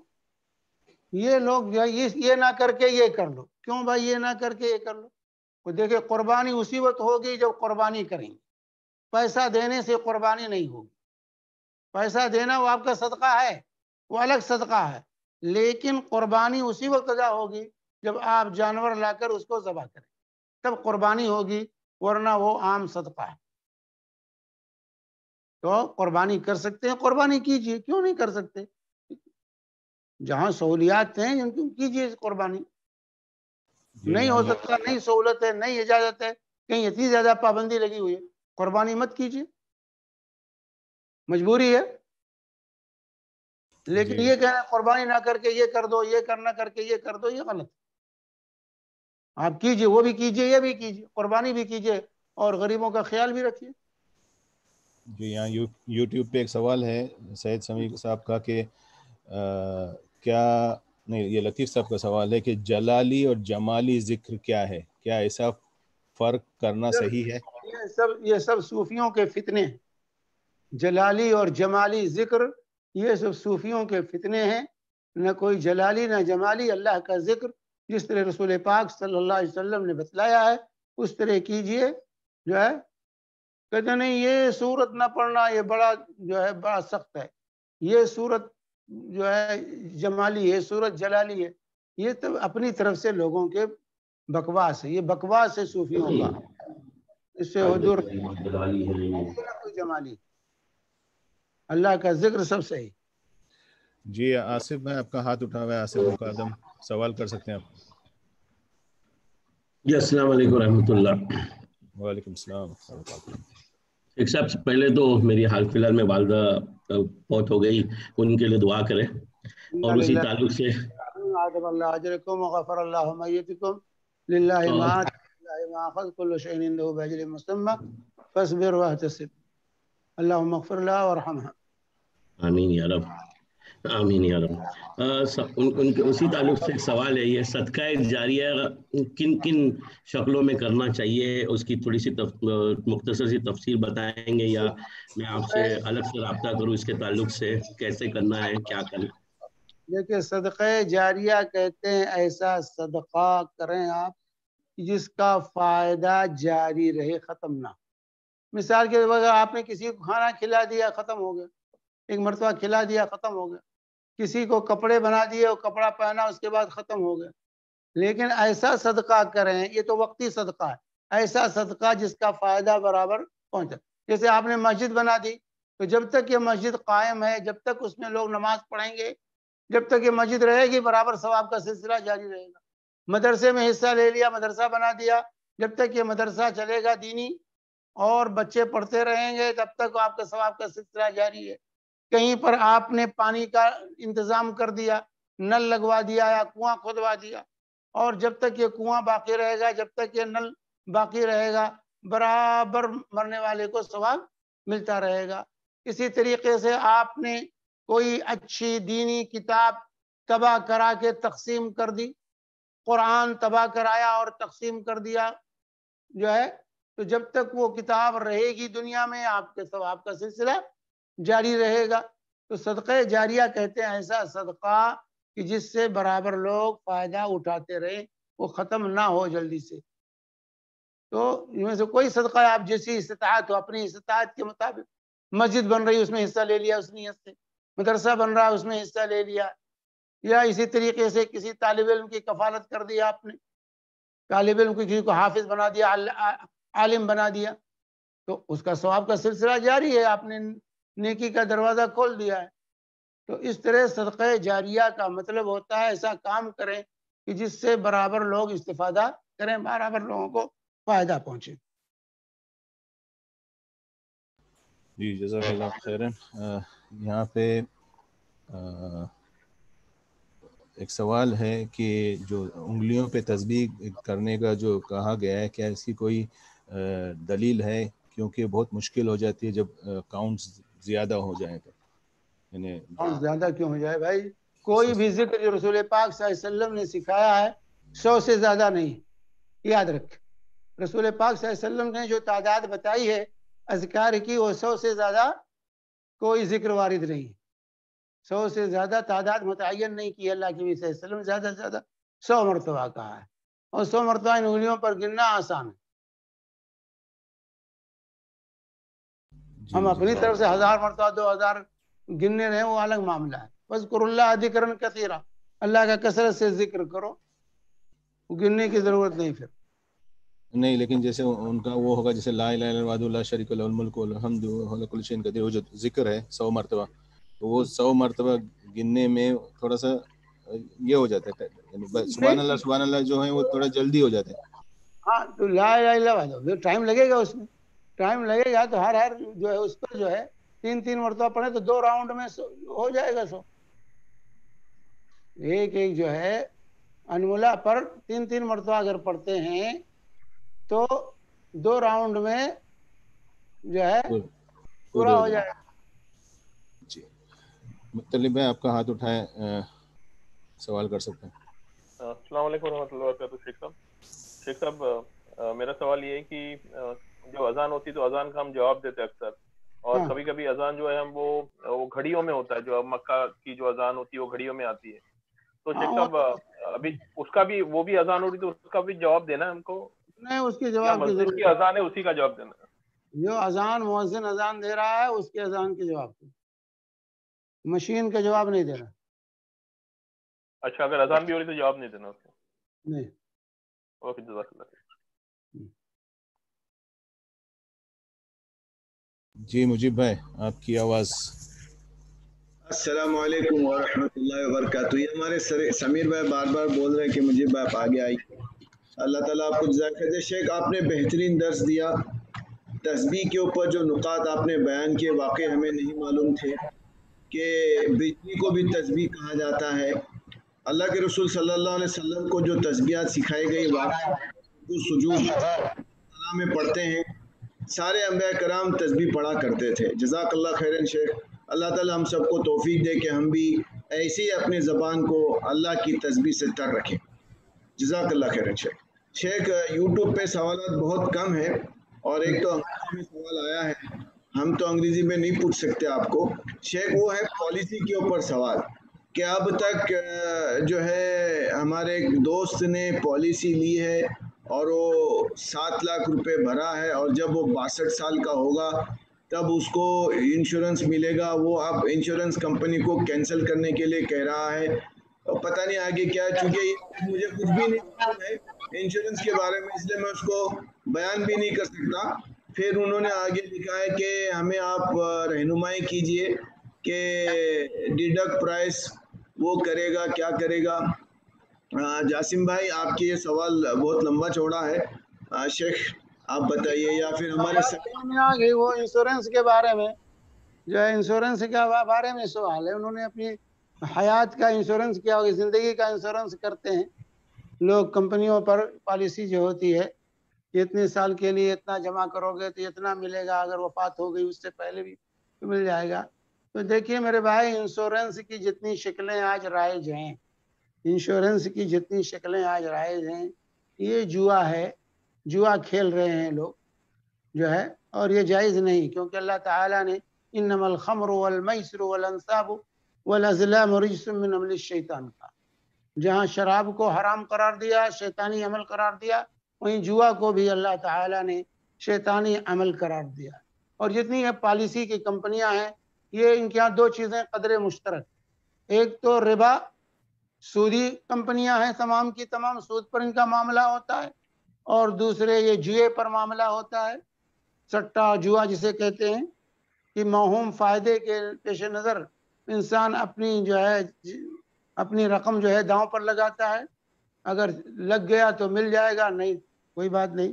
تو یہ تمام چیزیں جتنی ہیں سب یہ حرام ہیں اور یہ جائز نہیں ہے میرے بھائی. اس سے اجتناب کرنا. زندگی کی حفاظت اللہ کے ہاتھ میں ہے, کمپنیوں کے ہاتھ میں نہیں ہے کہ ہم کمپنیوں کو اپنی زندگی دے دیں کہ وہ ہماری زندگی کی حفاظت کریں گی. حفاظت کرنے والی ذات اللہ. اللہ سے انشورڈ ہو جائیے. انشورنس کا معاملہ رب العالمین سے کیجیے, اللہ سے انشورنس کر لیجئے, جو ہے کوئی بات نہیں ہوگی, کوئی چیز نہیں پیش آئے گی. جیسے کہ اللہ کے نبی صلی اللہ علیہ وسلم نے فرمایا جو صبح 3 مرتبہ, شام کو 3 مرتبہ بسم اللہ الذی لا یضر مع اسمہ شیء فی الارض ولا فی السماء وہ السمیع العلیم پڑھ لے تو لم یضرہ شیء, اس کو کوئی چیز نقصان نہیں پہنچا سکتی. پورے دن صبح پڑھ لیجیے, پورے دن کوئی چیز, کوئی حادثہ آپ کے ساتھ نہیں پیش, کوئی حادثہ آپ کے ساتھ نہیں پیش. شام کو پڑھ لیجئے تو صبح تک کوئی حادثہ آپ کے ساتھ نہیں پیش. تو اللہ کے نبی صلی اللہ علیہ وسلم نے یہ ضمانت دی. اللہ کی ضمانت حاصل کرنے کی کوشش کیجئے, جو ہے اللہ کی ضمانت حاصل کرنے کی کوشش کیجئے, اور یہ دنیا والوں کی ضمانت لینے کی ضرورت نہیں ہے میرے بھائی. ان پالیسیوں سے دور بھاگیے. جزاک اللہ خیر. یہاں پہ سوال ہے سہیل صاحب کا کہ موت کے قریب شخص کا چہرہ قبلے کی طرف کرنا, کیا یہ عمل سنت سے ثابت ہے؟ نہیں ثابت ہے. نہ مرنے سے پہلے نہ مرنے کے بعد قبلہ رخ کرنا ثابت نہیں. ہاں قبر میں رکھتے ہوئے قبلہ رخ کریں گے, قبر میں رکھتے ہوئے میت کا چہرہ قبلہ رخ کریں گے, ورنہ اس سے پہلے, وفات سے پہلے یا وفات کے بعد چہرے کو قبلہ رخ کرنا یہ جو ہے لوگوں نے اپنی طرف سے ایجاد کر لیا ہے. اللہ کے نبی صلی اللہ علیہ وسلم کی ایسی کوئی تعلیم نہیں. اس کو جس حالت میں اسی حالت میں رہنے دینا. جی سلیمان بھائی آپ کا ہاتھ اٹھا ہوا ہے, سوال کر سکتے ہیں. جی السلام علیکم رحمۃ اللہ. جی مولانا, انشورنس کے حوالے سے ایک سوال تھا، ابھی آپ بتائیں کہ مطلب لائف انشورنس تو کرنا منع ہے، جائز نہیں ہے، اس کے علاوہ میڈیکل انشورنس جو کرتے ہیں اور کسی ایمرجنسی کے وقت میں جو کام آ جائے کہ صحت کے حوالے سے میڈیکل انشورنس جو کرتے ہیں، اور بعض ملک میں تو یہ کمپلسری ہو چکا ہے، مینڈیٹری ہے کہ میڈیکل انشورنس ہونا، اس کے تحت ہی کوئی علاج کروا سکتا ہے ہاسپٹلس میں، تو یہ جائز ہے؟ دیکھیے میرے بھائی، انشورنس کی کوئی بھی شکل شرعاً جائز نہیں ہے، لیکن اگر آپ قانوناً مجبور ہوں، قانون آپ کو مجبور کرتا ہے آپ کو انشورنس کرانا ہی ہے، جیسے گاڑی بغیر انشورڈ کرائے آپ نہیں چلا سکتے، یا علاج آپ کا نہیں ہو سکتا ہے بغیر انشورنس کرائے ہوئے، حکومت نے قانون بنا دیا ہے کہ آپ کو انشورنس کرانا لازمی اور ضروری ہے، تو پھر یہ مجبوری، یہ آپ کی ہماری یہ مجبوری ہے، سمجھ بات آئی؟ تو قانون بنانے والا مجرم ہے، جو قانون بنائے گا وہ مجرم ہے اللہ رب العالمین کے ہاں، لیکن آپ اور ہم مجرم نہیں ہوں گے کیونکہ مجبوری، تو جہاں مجبوری ہو لازم کر دیا جائے حکومت کی طرف سے کہ ایسا آپ کو کرنا ہی کرنا ہے، اس کے بغیر آپ کا اقامہ نہیں لگے گا، اس کے بغیر آپ گاڑی نہیں چلا سکیں گے، اس کے بغیر یہ نہیں ہوگا، تو جب مجبوری آ جائے تو آپ پر کوئی گناہ نہیں ہے، لیکن گناہ ان لوگوں پر ہوگا جو ایسا ظالمانہ قانون پاس کرتے۔ جی جزاک اللہ خیر۔ یہاں پہ سوال ہے کہ مسجد عائشہ میں لوگ دوسرے عمرے کی نیت کے لیے جاتے ہیں، کیا یہ صحیح ہے؟ دیکھیے مسجد عائشہ جو ہے یہ حدود حرم پہ ہے، تنعیم، مقام تنعیم میں حدود حرم پر ہے، یہ مکہ والوں کی میقات، جو عمرہ کرنا چاہتے ہیں مکہ میں رہنے والے، ان کی میقات جو ہے مقام تنعیم ہے، جعرانہ ہے، چاروں طرف کہیں بھی جا کر کے وہ احرام باندھ کے آ کے عمرہ کر سکتے ہیں، لیکن ایک سفر میں جو باہر سے لوگ گئے ہیں، اب وہاں جب مکہ میں پہنچتے ہیں تو صبح ایک عمرہ، شام کو ایک عمرہ، دھڑا دھڑ عمرے، اور خاص طور حج کے دنوں میں بھی یہی حرکت ہوتی ہے، اور پھر جا کر کے حج کے دنوں میں بیمار پڑ جاتے ہیں، تو سلف کا جو طریقہ، رسول پاک صلی اللہ علیہ وسلم، صحابہ، تابعین کا جو طریقہ رہا ہے، ایک سفر میں ایک عمرہ، ایک سفر میں ایک ہی عمرہ کرتے تھے، ایک سے زیادہ عمرہ کرنا یہ سنت سے ثابت نہیں ہے، حالانکہ وہ کھچر پر، گدھے پر، اونٹ پر پیدل چل کر کے آتے تھے، سواری کی سہولت نہیں تھی، بڑی مشقت کے ساتھ مکہ پہنچتے تھے، لیکن اس کے باوجود کی وہ ہم سے زیادہ نیکیوں کے طلبگار تھے، ہم سے زیادہ وہ نیکی چاہتے تھے، لیکن کسی بھی صحابی سے یا رسول پاک صلی اللہ علیہ وسلم سے یا تابعین سے یہ ثابت نہیں ہے کہ انہوں نے ایک سفر میں جا کر کے ایک عمرے سے فارغ ہو کر پھر مسجد عائشہ جا کے دوسرا عمرہ کیا، تو یہ خلاف سنت عمل ہے جو آج کل لوگ کر رہے ہیں، ایسا نہیں کرنا چاہیے، مکہ میں رہ کے جو ہے، اسی لیے حضرت ابن عباس رضی اللہ تعالی عنہما کا جو قول ہے اس سلسلے میں کہ پتہ نہیں، جب انہوں نے کچھ لوگوں کو ملاحظہ کیا تو کہا یہ کیسے گوارا کرتے ہیں لوگ کہ حرم کو چھوڑ کر کے اتنے میل جو ہے دور جا کر جاتے ہیں، پھر وہاں سے احرام باندھ کر پھر آتے ہیں، حرم میں پہنچتے ہیں، تو یہ کیسے گوارا کرتے ہیں، پتہ نہیں ان کو عذاب ہوگا یا انہیں ثواب ملے گا، تو بہرحال جو ہے یہ ایک سفر میں ایک ہی عمرہ مشروع ہے، اسی سنت ہے، اسی پر اکتفا کرنا چاہیے۔ اللہ کے نبی صلی اللہ علیہ وسلم فتح مکہ کے موقع پر 18-19 دن تک مکہ میں تھے، وہاں پر تھے، لیکن صرف ایک عمرہ کیا، اس سے زیادہ عمرہ آپ نے نہیں کیا، اس سے زیادہ آپ نے عمرہ نہیں کیا، آپ چاہتے تو روزانہ ایک عمرہ کر سکتے تھے، ہم سے زیادہ نیکیوں کے طلبگار تھے، لیکن آپ نے نہیں کیا، لیکن اس لیے میرے بھائیوں جو باہر سے جائیں ان کو ایک سفر میں ایک عمرے پر اکتفا کرنا چاہیے، ایک سے زیادہ عمرہ مسجد عائشہ جا جا کر نہیں، کثرت سے طواف کیجئے، نمازیں پڑھیے حرم میں، ایک نماز کا ثواب 1,00,000 نماز کے برابر ہے، اس نیکی کو حاصل کرنے کی کوشش کیجیے، اور بار بار مسجد عائشہ یا کہیں جا کر عمرہ کرنے کی کوشش نہ کیجیے۔ ہاں اتفاق سے کوئی جو ہے گیا ہے، مکہ گیا، مکہ سے مدینہ گیا، مدینہ سے پھر دوبارہ آنا چاہتا ہے کہ چلے مکہ ہوتے ہوئے واپس جائیں گے، وہ وہاں مکہ سے مدینہ سے احرام باندھ کے آتا ہے، عمرہ کر لیتا ہے، یہ تو الگ سفر ہے، یہ مستقل اس کا سفر ہے، الگ سفر کیا ہے اسے. تو جو ہے یہ مسجد عائشہ جا جا کے بار بار باہر کے لوگوں کو عمرہ نہیں کرنا چاہیے. جی مجیب بھائی. جی شیخ سوال ہے یہ میرے ہاتھ میں، یہ حسن المسلم کتاب ہے شیخ. حسن المسلم کتاب کے آخر میں بالکل لکھا ہوا ہے نبی کریم، تھوڑی آواز یہ ہو رہی ہے آپ کی مجیب بھائی. نبی کریم صلی اللہ علیہ وسلم. آ رہی ہے ابھی آواز؟ آ رہی. یہ حسن المسلم کی کتاب ہے میرے ہاتھ میں، اور اس کے آخری پیج میں بالکل لکھا ہوا ہے نبی کریم صلی اللہ علیہ وسلم تسبیح کیسے پڑھتے تھے. حضرت عبداللہ بن عمر رضی اللہ تعالیٰ عنہ فرماتے ہیں کہ میں نے صلی اللہ علیہ وسلم کو دائیں ہاتھ کے ساتھ تسبیح شمار کرتے ہوئے دیکھا. شیخ یہ رسول اللہ صلی اللہ علیہ وسلم کے وقت جو صحابہ رضوان اللہ علیہ مجمعین یا تبو تابعین تابعین تبو تابعین تک، یہ اللہ سبحانہ و تعالیٰ نے ان کو کوئی دانے نہیں دیا، اور آج ہم یہ کمپیوٹر کے زمانے میں آئے ہیں، کمپیوٹر پہ سب کیلکولیشن ہو رہا ہے، تو کیا ہم کو ضرورت پڑ گئی دانوں کی اور ان کو ضرورت نہیں تھی؟ یہ سوال ہے. صحیح بات، بالکل. جو ہے عبداللہ بن عمرو بن عاص رضی اللہ تعالیٰ عنہ کی یہ روایت ہے. عام طور سے لوگ عمرو پڑھ لیتے ہیں، عمر ہے. عبداللہ واو لکھا جاتا ہے تاکہ عمر نہ پڑھیں آپ. یہاں واو جو آگے لکھا رہتا ہے اس لیے تاکہ آپ عمر نہ پڑھیں. عبداللہ بن عمر، یہ واو اسی لیے فرق کرنے کے لیے عمر اور عمر میں فرق کرنے کے لیے واو لکھا جاتا ہے جو ہے. لیکن عام طور سے لوگ اس کو عمرو پڑھ لیتے ہیں، نہیں پڑھنا چاہیے. تو یہاں کہتے ہیں رأیت النبی صلی اللہ علیہ وسلم یعقد التسبیح بیمینی، کہ میں نے نبی کریم صلی اللہ علیہ وسلم کو دیکھا کہ آپ اپنے دائیں ہاتھ سے تسبیح پڑھا کرتے تھے.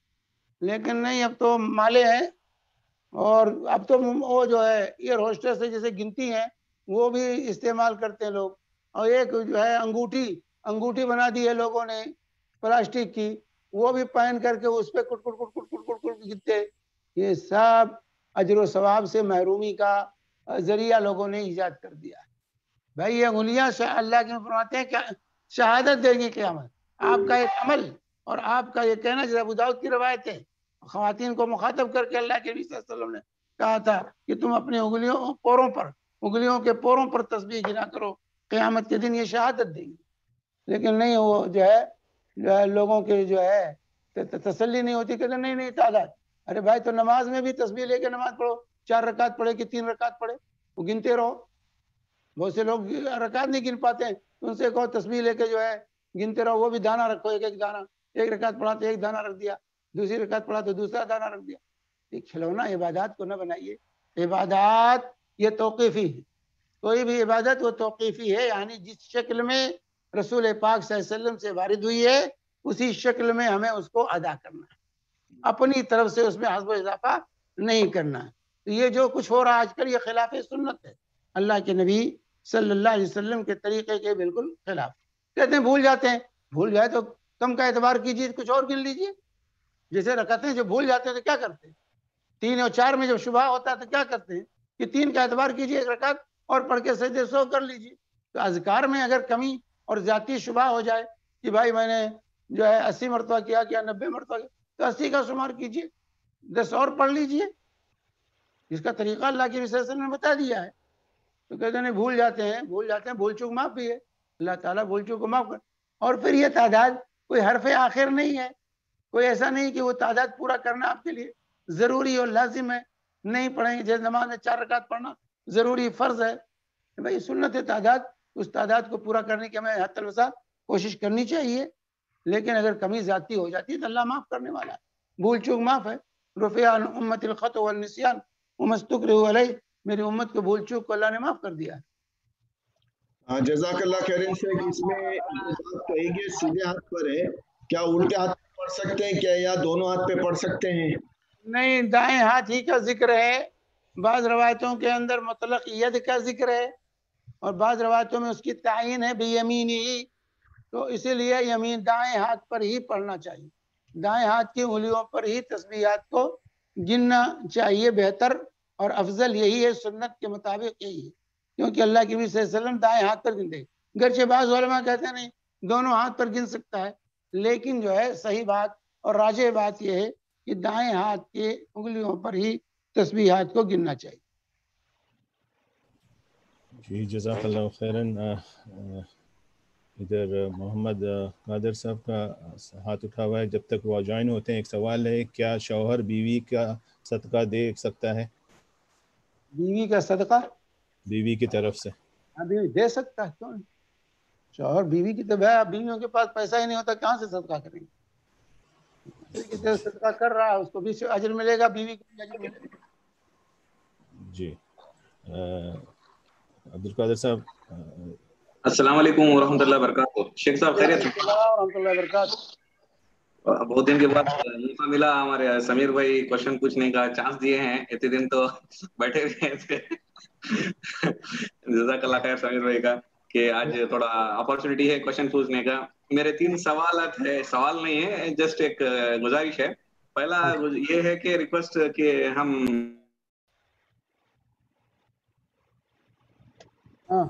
میوٹ ہو گیا آپ کی آواز کہاں چلی گئی؟ وہ میوٹ ہو گئے خود سے. اچھا ان کا مائک بند ہو گیا ہے. اچھا وہی کہہ رہا ہوں پہلے ہاں ابھی ٹھیک ہے. ہاں بولیے. پہلا جو یہ ہے وراثت کے اوپر میں درس شروع کر سکتے کیا؟ ایک درس دے سکتے کیا بولنے کا؟ وراثت ضرور انشاءاللہ آپ کے انشاءاللہ. اور دوسرا جو سوال ہے شیخ صاحب، لاسٹ ویک جو ہے آپ یہ کیے تھے کہ کسی کا ایک سوال پہ جو ہے جب وائف کو اور ان کو جو ہے بچوں کو جو ہے ان کا پاکٹ منی جو ہے دینا چاہیے اور یہ عمل جو ہے شیخ بڑے بڑے جو شیخ ہے وہ عمل کرتے کیا؟ بلکہ یہ جو کوشچن ہے میرے وائف کا سوال ہے آپ کے لیے میرے تھرو. اس کا یہ جو عمل بڑے بڑے شیخ ہے عمل کرتے کیا، جیسے کہ آپ اور دوسرے بھی ہے تو ایک مشائخ کرتے ہیں، ان کے بارے میں علماء کے بارے میں حسن ظن ہونا چاہیے ہمارے اندر کہ علماء کا جتنا سنیے بات سنیے، ایک مولوی جتنا اپنی بیوی کی قدر کرتا ہے، سمجھ بات آئی؟ مولوی عالم دین جس قدر اپنی بیوی سے پیار کرتا ہے، محبت کرتا ہے، اتنا کوئی دوسرا نہیں کر سکتا. یاد رکھ. ہاں یہ یاد رکھیں. اور شیخ اور مولوی کے شاگرد لوگ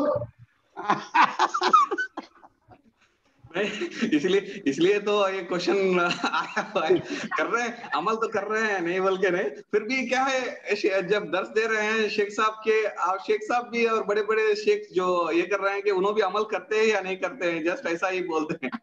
علماء عمل کرتے ہیں بھائی. تحابو اللہ کے رسول کی حدیث ہے، ہدیہ تحفہ ایک دوسرے کو دیتے رہو، اس سے محبت عام ہوتی ہے. کہ بیوی زیادہ مستحق ہے اس کو ہدیہ دے، شوہر زیادہ مستحق ہے کہ بیوی اس کو ہدیہ دے، آپ کے بچے زیادہ مستحق ہیں کہ اپنے اولاد کو آپ ہدیہ دیں، ماں باپ زیادہ مستحق ہیں کہ اولاد ان کو ہدیہ اور تحفہ پیش کرے. تو ایک تو ہدیہ اور تحفہ کا چلن ہونا چاہیے، یہ چیز ہے. اور دوسری یہ چیز ہے کہ جو ہے کہ علماء اگر عمل نہیں کریں گے دوسرا کون کرے گا؟ صحیح بات ہے. جزاک اللہ خیر.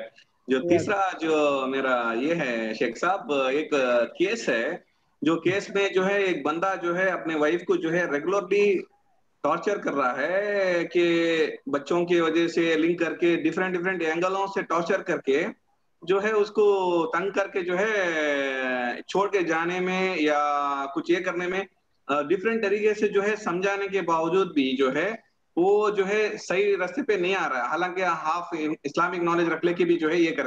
ایسے بندوں کو کیا چھوڑ دینا چاہیے یا سزا دینا چاہیے؟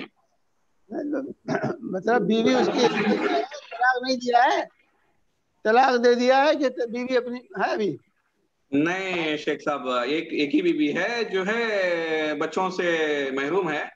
جو ایک تو انڈیا میں جو ہے دوسری شادی کا جو ہے ایک یہ ہے، دوسرا ایسے جگہ میں کیسا بھائی وہ تنگ جو کر کے جو ہے تنگ کر کے بیوی کو جو ہے تنگ کر رہا، تو ایسے بندے کو کیا سزا دینا چاہیے یا چھوڑ دینا چاہیے؟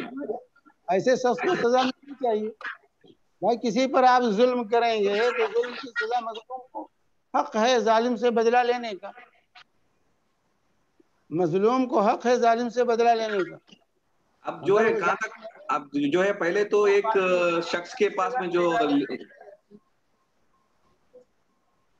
अभी जो है केस वहां तक पहुंच गया है कि समझाने के बाद में पुलिस तक केस पहुंच गया है, तो ये जो जायज है कि यहाँ पर पुलिस तक केस करके उसको सजा देने का? देखिए, अव्वलन तो कोशिश करनी चाहिए कि जैसे इंडिया में और इस मकामात पर कि पुलिस और अदालत तक ना जाना पड़े, आपस ही में मसाइल हल कर। देखिए, मियाँ बीवी के ताल्लुकात से कुरान ने जो तालीम दी है कि मियाँ बीवी दोनों अपने मसाइल को अपने कमरे के अंदर हल कर लें और घर वालों को भी उसकी खबर ना होने दें। फ़ाइदुहुन्ना, अल्लाह ताला ने कहा कि नसीहत करो। अगर बीवी नहीं मानती है उसको वाज सुनाओ, नसीहत करो। अगर उसके बावजूद भी अगर वो नहीं बाज आती है तो हम बिस्तरी तर्क कर दो। इसके बावजूद भी नहीं बाज आती है तो उसको हल्की मार मारो। समझे, ये मराहिल बताए गए हैं जो है, ताकि ये जो है मामला घर के बाहर ना जाने पाए, किसी को पता ना चलने पाए, घर का राज इफ्शा ना हो। हाँ, इसके बाद भी अगर मामला हल नहीं होता मियाँ बीवी का, तो वहाँ ये हल है पेश किया गया है कि हकम मिन आलिही व हकम मिन आलिहा, एक हकम बीवी के खानदान से बैठाओ और एक हकम शौहर के खानदान से। बीवी अपने खानदान से एक को बुला ले, शौहर अपने खानदान से एक बुला ले, और फिर दोनों आपस में मुसालहत कराने की कोशिश करें। तो अल्लाह ताला ने कहा कि अगर वो मुखलिस होंगे तो जो है, अगर उनका इरादा होगा मुसालहत कराने का, तो अल्लाह ताला दोनों के दरमियान तौफीक पैदा कर देगा। ये मसाइल के हल करने का जरिया। तो हम ये कहेंगे कि भाई आपस में हल करो, आपस में नहीं हल होता तो मोहल्ले में, माशरे में जो बड़े बूढ़े हैं, जो संजीदा हैं, जो उलमा हैं, उन लोगों को के ज़रिए से इस मसाइल को हल करना चाहिए। क्योंकि काफिर अदालत में जाने का कोई फ़ायदा नहीं। काफिर अदालत में जाने का, वहाँ जाके अपने आप को रुसवा करने का, ये अच्छी बात नहीं है। वहाँ से दूर रहना चाहिए।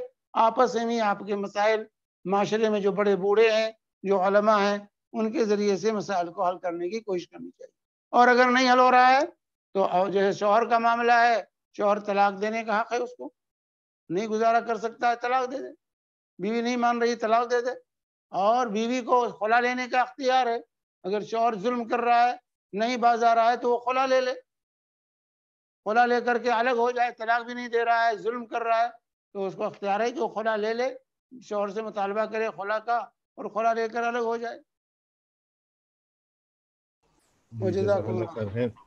यहाँ पे एक सवाल है कि मियाँ बीवी के बीच प्यार मोहब्बत बढ़ाने के लिए कोई तस्बीह है तो बता दीजिए।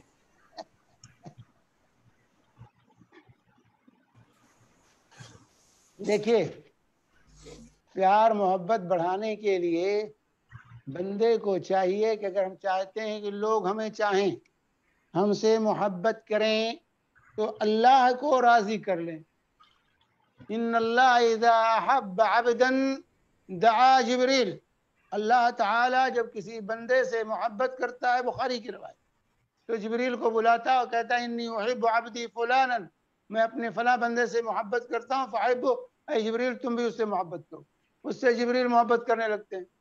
फिर जो है फरिश्तों में ऐलान करते हैं कि अल्लाह के फरिश्तों, अल्लाह ताला अपने फला बंदे से मोहब्बत करता है, तुम भी मोहब्बत करने लगो। उसके बाद अल्लाह के नबी सल्लल्लाहु अलैहि वसल्लम फरमाते हैं सुम्मा युदौ लहुल क़ुबूल फिल अर्द, फिर रूए ज़मीन में लोगों के दिलों में उसकी मोहब्बत रख दी जाती है। तो अगर चाहते हैं कि बीवी हमसे मोहब्बत करे तो आप पहले अल्लाह को महबूब बनाइए, अल्लाह को बनाइए। अल्लाह को नाराज करके किसी को मुहिब अपना नहीं बनाया जा सकता है, किसी की मोहब्बत हासिल नहीं की जा सकती। अगर बीवी चाहती है कि मेरा शौहर मुझसे मोहब्बत करे तो अल्लाह को राज़ी कर ले, अल्लाह को राज़ी करे, शौहर भी राज़ी हो जाए। शौहर चाहता है कि बीवी राज़ी रहे हमसे, अल्लाह को राज़ी करे, बीवी भी राज़ी हो जाए। इसीलिए असलाफ के यहाँ तरीक़ा था कि अगर उनका घोड़ा भी बिदकता था, बैठने नहीं देता था, तो वो फौरन अल्लाह के सामने हाथ फैला के बैठ जाते थे कि बारी अल्लाह, तेरी शान में हमसे क्या गुस्ताखी हो रही है कि आज मेरा घोड़ा मेरी बात नहीं मानता है।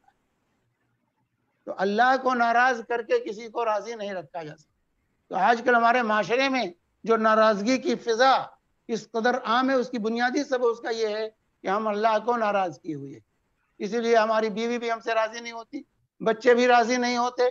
تو اگر اللہ کو ہم راضی کر لیں تو انشاءاللہ سب راضی ہو جائیں.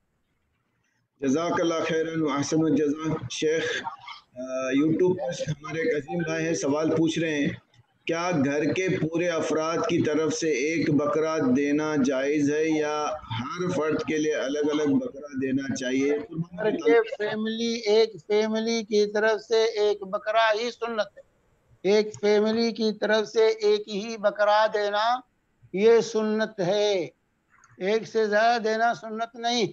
اللہ کے نبی صلی اللہ علیہ وسلم ایک بکرا لاتے تھے، دیتے تھے. حضرت عائشہ کہتی ہیں بخاری کی روایت، اللہ متقبل من محمد ومن آل محمد، اے اللہ محمد صلی اللہ علیہ وسلم اور آپ کے آل کی طرف سے قبول.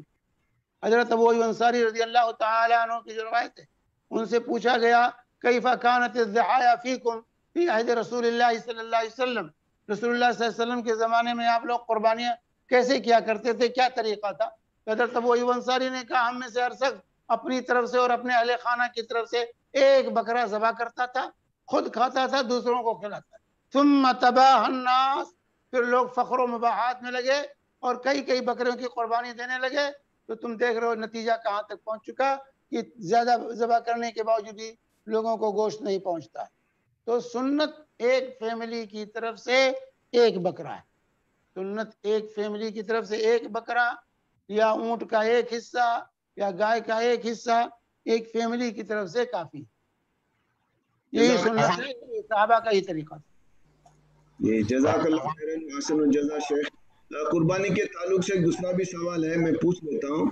ریاض مقدم صاحب پوچھ رہے کووڈ-19 کی مہاماری اس وقت ہر ملک میں جاری ہے، ایسے حالات میں اس سال عید الاضحیٰ کے موقع پر قربانی کیسے کریں؟ بھائی جہاں سہولت ہو، بکرے جہاں مل رہے ہوں، سلاٹر ہاؤس قائم ہے. گھر میں آپ ذبح کرتے ہیں، گھر میں لائن نہیں کر سکتے، سلاٹر ہاؤس میں جا کے ذبح کرا لیں. تو جو ہے جہاں سہولیات ہیں وہاں کریں. اب جہاں کوئی اگر ایسا کوئی جگہ ہے کہ جہاں بالکل سور گھر سے نکلنے کی اجازت ہی نہیں ہے اور کچھ نہیں کر سکتے، مجبوری ہے، وہ الگ چیز ہے معاملہ. لیکن جہاں سہولیات ہے، جیسے ہمارے یہاں قطر میں سہولت ہے، کوئی ایسی پابندی نہیں ہے. لوگ عقیقہ کرتے ہیں، قربانی کرتے ہیں، کوئی بات نہیں ہے، کوئی ایسی پابندی نہیں لگی ہوئی ہے کہ آپ سلاٹر ہاؤس نہیں جا سکتے. جی یہاں پہ آصف بھائی کا کچھ سوال بچا رہا تو وہ پوچھنا چاہ رہے ہیں. آصف بھائی آپ پوچھ سکتے ہیں. ایک منٹ شیخ، یہ کنٹینیو ہے. وہ یہ ہے کہ آج کل وہ دیونار جو بمبے والے ہیں ان کے لیے بھی شاید وہ وہاں ترتیب دی گئی ہے شاید قربانی کے لیے. کہاں؟ ممبئی دیونار. ہاں، وہاں کیا ہو رہا ہے؟ یعنی وہاں کر سکتے جا کر سلاٹر ہاؤس میں کر سکتے جہاں سہولت ہے. ہمارے خیال سے تو ایسا کہیں نہیں ہوگا کہ قربانی کے لیے سہولت نہ. اب اگر مکمل جو ہے لاک ڈاؤن ہو، نکلنے گھر سے نکلنے پر پابندی ہو، بالکل نہیں نکل سکتے تو الگ مجبوری ہو. جی سمیر بھائی. جی ان کو میں نے کہا تھا آصف بھائی، ان کا ایک سوال کون سا تھا بچا ہوا؟ جی شیخ صاحب، اگر عمرے پر کچھ ضعیف لوگ جیسے جاتے ہیں جب عمر ان کو کچھ صحتی پریشانی ہوتی ہے تو وہ لوگ کو یہ مناسب نہیں ہوتا ہے کہ جس مقام سے وہ نکلتے ہیں احرام باندھ کر جدہ پہنچنا اور مکے کے حدود میں پہنچنا، وہ وہاں پہنچ کر احرام باندھ، کیونکہ ان کی صحت اس کو اجازت نہیں دیتی. تو کیا اسی صورت میں وہ مکہ سے نزدیکی میقات جیسے طائف میں ہے وہاں تک جائیں، دوبارہ سفر کریں ٹیکسی سے اور پھر احرام باندھ کے وہاں سے آنا مناسب ہے؟ تو کیا یہ اجازت ہے؟ کہاں یعنی احرام باندھ کے نہیں گئے ہیں؟ جیسے بمبئی سے جدہ جا رہے ہیں عمرے پر، احرام باندھ کر نہیں گئے کیونکہ ان کی صحت ان کو اجازت نہیں دے رہی ہے اس کی. احرام بہت مختصر وقت کے لیے باندھ سکتے ہیں کیونکہ ان کو بمبئی سے احرام نہیں باندھنا ہے. بمبئی سے احرام ان کو نہیں باندھنا ہے. ان کو جو احرام باندھنا ہوگا یہ لملم سے، جب جہاز وہاں سے گزرے گا اس وقت احرام باندھنا ہے. اور احرام کہتے ہیں نیت کو، کپڑا پہننے کا نام احرام نہیں ہے. احرام کہتے ہیں حج اور عمرے کی نیت کو. تو جب جہاز میں اعلان ہو کہ میقات قریب آ گیا تو اس وقت دل میں نیت کر لیں، زبان سے تلبیہ پکار لیں. لیکن احرام باندھنا بھی تو شرط ہے نا. احرام باندھنا کہتے ہیں نیت کرنے کو. احرام کے کپڑے پہننا، احرام کے کپڑے دو چادریں ہیں، ایک چادر نیچے باندھ لیں، اوپر سے کپڑا پہن لیں شروع ہی سے، یا اگر وہاں بدل سکتے ہیں تو بدل لیں.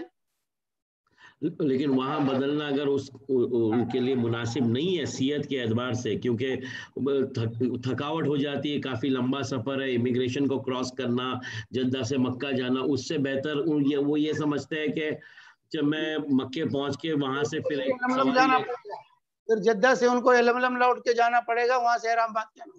ہاں وہی یہی پوچھا. خیر صحیح ہے.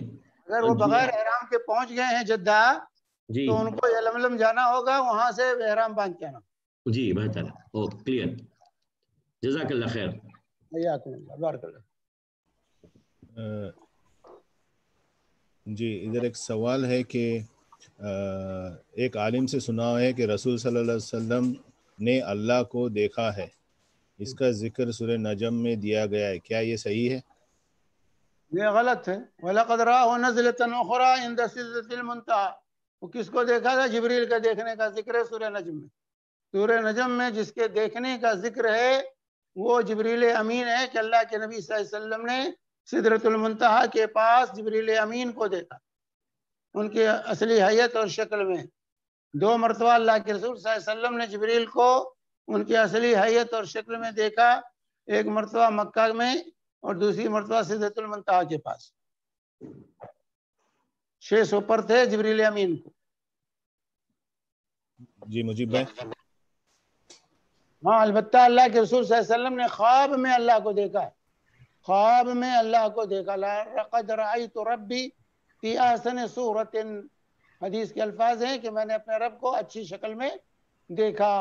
خواب کا ذکر ہے، خواب میں دیکھا. لیکن جو ہے بیداری کی حالت میں اللہ کے نبی صلی اللہ علیہ وسلم نے، اسی لیے معراج کے واقعے میں صحیح مسلم کی حدیث ہے، جب آپ کے سے پوچھا کہ حل رأیت ربک، اے اللہ کے رسول صلی اللہ علیہ وسلم کیا آپ نے اپنے رب کو دیکھا؟ کہا تو آپ نے فرمایا نور ان اراہ، نور ہے، میں کہاں سے دیکھ سکتا ہوں. جی شیخ سوال ہے یہاں پر سید سامی صاحب کا، صرف آمین بولنا چاہیے، آمین فرشتے بولتے ہیں. ہاں ان کا سوال ایسا ہے کہ صرف آمین بولنا چاہیے، ثم آمین فرشتے بولتے ہیں. کس سے بولتے ہیں؟ سوال ثم آمین فرشتے بولتے ہیں. آمین بولنا چاہیے، آمین جو ہے تو ثم آمین فرشتے بولتے ہیں. ان کا سوال ایسا ہے شیخ کہ کوئی دعا کر رہا ہے یا ہم بھی دعا کر رہے ہیں تو ہم کو صرف آمین بولنا چاہیے، ہم ثم آمین نہیں بولنا چاہیے کیونکہ فرشتے ثم آمین بولتے ہیں. کیا یہ بات صحیح ہے؟ ایسا تو مجھے کوئی علم نہیں ہے، ایسا تو نہیں کہ فرشتوں کے لیے خاص ہے ثم آمین کہنا. آمین ثم آمین کہہ دیا تو اس میں کوئی حرج نہیں ہے. دعا میں پھر اللہ تعالیٰ آمین کیا؟ آمین دعا، آمین کہنا یہ دعا ہے جو ہے استجب ہے، قبول کر لے. آمین کا مطلب استجب کے ہوتے ہیں کہ اللہ تو قبول کر لے. اللہم استجب، آمین کا مطلب ہے اللہم استجب، اللہ تو قبول کر لے. تو اگر کسی نے کہا ثم آمین کہہ دیا تو کوئی بات نہیں ہے، لیکن عام طور سے جو نصوص میں ہے وہ آمین ہے، آمین کہنا چاہیے. شیخ یہاں پہ سوال ہے کہ اگر فجر کی نماز میں امام دعائے قنوت پڑھے تو ہمیں کیا کرنا چاہیے؟ فجر کی نماز میں امام دعائے قنوت پڑھے تو ہمیں کیا کرنا چاہیے؟ مطلب کیا عادت ہے اس کی دعائے قنوت پڑھنے کی؟ ہاں کافی جگہ پہ ایسا ہے کہ فجر کی نماز میں وہ لوگ شافعی میں ایسا کرتے ہیں، کہتے ہیں. ہاں تو اس کو لازم سمجھتے ہیں دعائے قنوت پڑھنا. شوافی کے یہاں دیکھیے، شوافی کے یہاں وتر فجر میں دعائے قنوت واجب ہے، اور حناف کے یہاں وتر میں دعائے قنوت واجب. سمجھے؟ ان کے ہاں اگر وتر میں دعائے قنوت نہیں پڑھا تو سجدے سہو کریں گے، اور ان کے یہاں اگر فجر میں دعائے قنوت نہیں پڑھے تو سجدے سہو لازم. ان کی مجبوریاں ہیں، کیا کریں، ان کا مذہب کا مسئلہ ہے، دونوں کے مذہب نے ان کو مجبور کر دیا ہے. ہم ان کے پیچھے ہیں ہم جو ہے تابع ہیں، پڑھ لیتے ہیں، کوئی بات نہیں ہے، کبھی کبھار پڑھ لیا کوئی بات نہیں ہے، لیکن عادت بنانا یہ بدعت ہے. دعائے قنوت فجر میں عادت بنانا یہ بدعت ہے. قنوت نازلہ سنت ہے. تو وہ ہاتھ اٹھائے وہ نہیں اٹھائے پھر امام کی مخالف تو کہیں جا نہیں سکتے، اس کے پیچھے رہیں گے ہم، اس کو پڑھنے دیں، پڑھ لے. تو ہم ہاتھ نہیں اٹھائیں گے پھر؟ بھائی دعائے قنوت میں ہاتھ اٹھانا کوئی ضروری ہے؟ نہیں ضروری ہے. خلاص آپ دعائے اٹھائیں یا گرائے رہیں، کوئی بات نہیں. جی مجھے لیکن اگر آپ پڑھ لیتے ہیں کیونکہ امام کے تابع ہیں، اگر آپ پڑھ لیتے ہیں اس کی دعا سن لیتے ہیں تو کوئی بات نہیں میرے بھائی، کوئی بات نہیں، کیونکہ آپ تابع ہیں امام کے. مخالفت اس کی نہیں کریں گے ہم نماز میں. شیخ ظاہری مخالفت کہ امام قنوت پڑھ رہا ہم جو ہے سجدے میں چلے جائیں، نہیں، ہم کھڑے رہیں گے، اس کا ساتھ دیں گے. جی مجھے اور 5 منٹ اس میں وائنڈ اپ کرنا ہے. جی جزاک اللہ خیر شیخ. سوال ہے کہ ہمارے معراج رضوی صاحب پوچھ رہے ہیں کہ اگر کوئی نان مسلم مرتا ہے تو ہم نے ایسے ٹائم پہ کیا پڑھنا چاہیے؟ کیونکہ آج کل کا جو سیریز کافر سے پاک ہو گئی ہے، اس پہ کچھ نہیں پڑھنے کی ضرورت ہے. اللہ کی زمین ایک کافر سے پاک ہو گئی ہے، اس پہ کچھ پڑھنے کی ضرورت نہیں، افسوس کا اظہار نہیں کریں گے. شیخ دوسرا سوال ہے، کیا حج تمتع کی نیت کو حج قران میں بدل سکتے ہیں کسی وجہ سے؟ یعنی حج تمتع کی نیت تھی ہاں اس کی، یعنی صرف عمرے کا احرام باندھا ہے، ہاں صرف عمرے کا احرام. ہاں اگر وہ جیسے خواتین ہیں انہوں نے عمرے کا احرام باندھا ہے اور ان کو حیض آ گیا تو اس کو قران میں بدل لے گی اور وہ حج میں داخل ہو جائیں گی. جو عائشہ صدیقہ رضی اللہ تعالی عنہ سے اللہ کے رسول صلی اللہ علیہ وسلم نے یہی بات کہی تھی کہ بھائی ٹائم نہیں ہے کہ بھائی حج سے پاک ہو پھر عمرہ مکمل کرے پھر حج میں جائے الگ سے، نہیں تو وہ اسی کو ڈائریکٹ جو ہے حج میں تبدیل کر لے گی اور حج قران ہو جائے گا اس کا. جی یہاں پہ سوال ہے شیخ، ذو الحجہ کے کتنے روزے رکھنا ہے؟ ذو الحجہ میں کتنے روزے رکھنے ہیں؟ ذو الحجہ میں کم سے کم ایک روزہ، یوم عرفہ کا ایک روزہ کم سے کم، اور زیادہ روزہ جو ہے 1 سے لے کر 9 تک. 1 سے لے کر 9 تک جو ہے یہ پورا 10 روزے کا ہے. جو ابو داؤد کی روایت ہے کہ اللہ کے نبی صلی اللہ علیہ وسلم 9 روزے رکھتے تھے، یعنی پہلی تاریخ سے لے کر 9ویں تاریخ تک یہ مکمل روزے کے ایام ہیں. جتنے زیادہ ان دنوں میں رکھ سکتے ہیں رکھنا چاہیے، لیکن کم از کم 9 تاریخ کا یوم عرفہ کا روزہ رکھنا چاہیے کہ صوم یوم عرفہ یکفر السنۃ التی قبلہ والسنۃ التی بعدہ. عرفہ کا روزہ سال گزشتہ اور سال آئندہ کے گناہوں کا کفارہ ہوتا ہے. جی یہاں پہ ایک سوال ہے کہ مرد میت کا غسل کا طریقہ، کہ اس تعلق سے کوئی اگر معتبر عالم کا ویڈیو کسی شکل میں موجود ہے کیا کسی کے پاس؟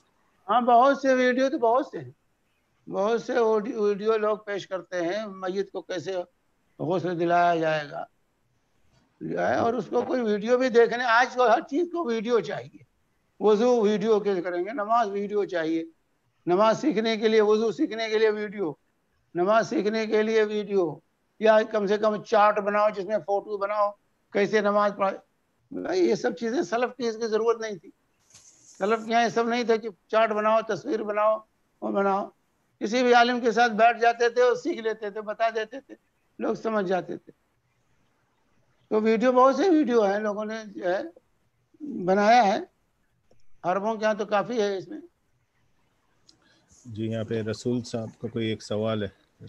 رسول ہاں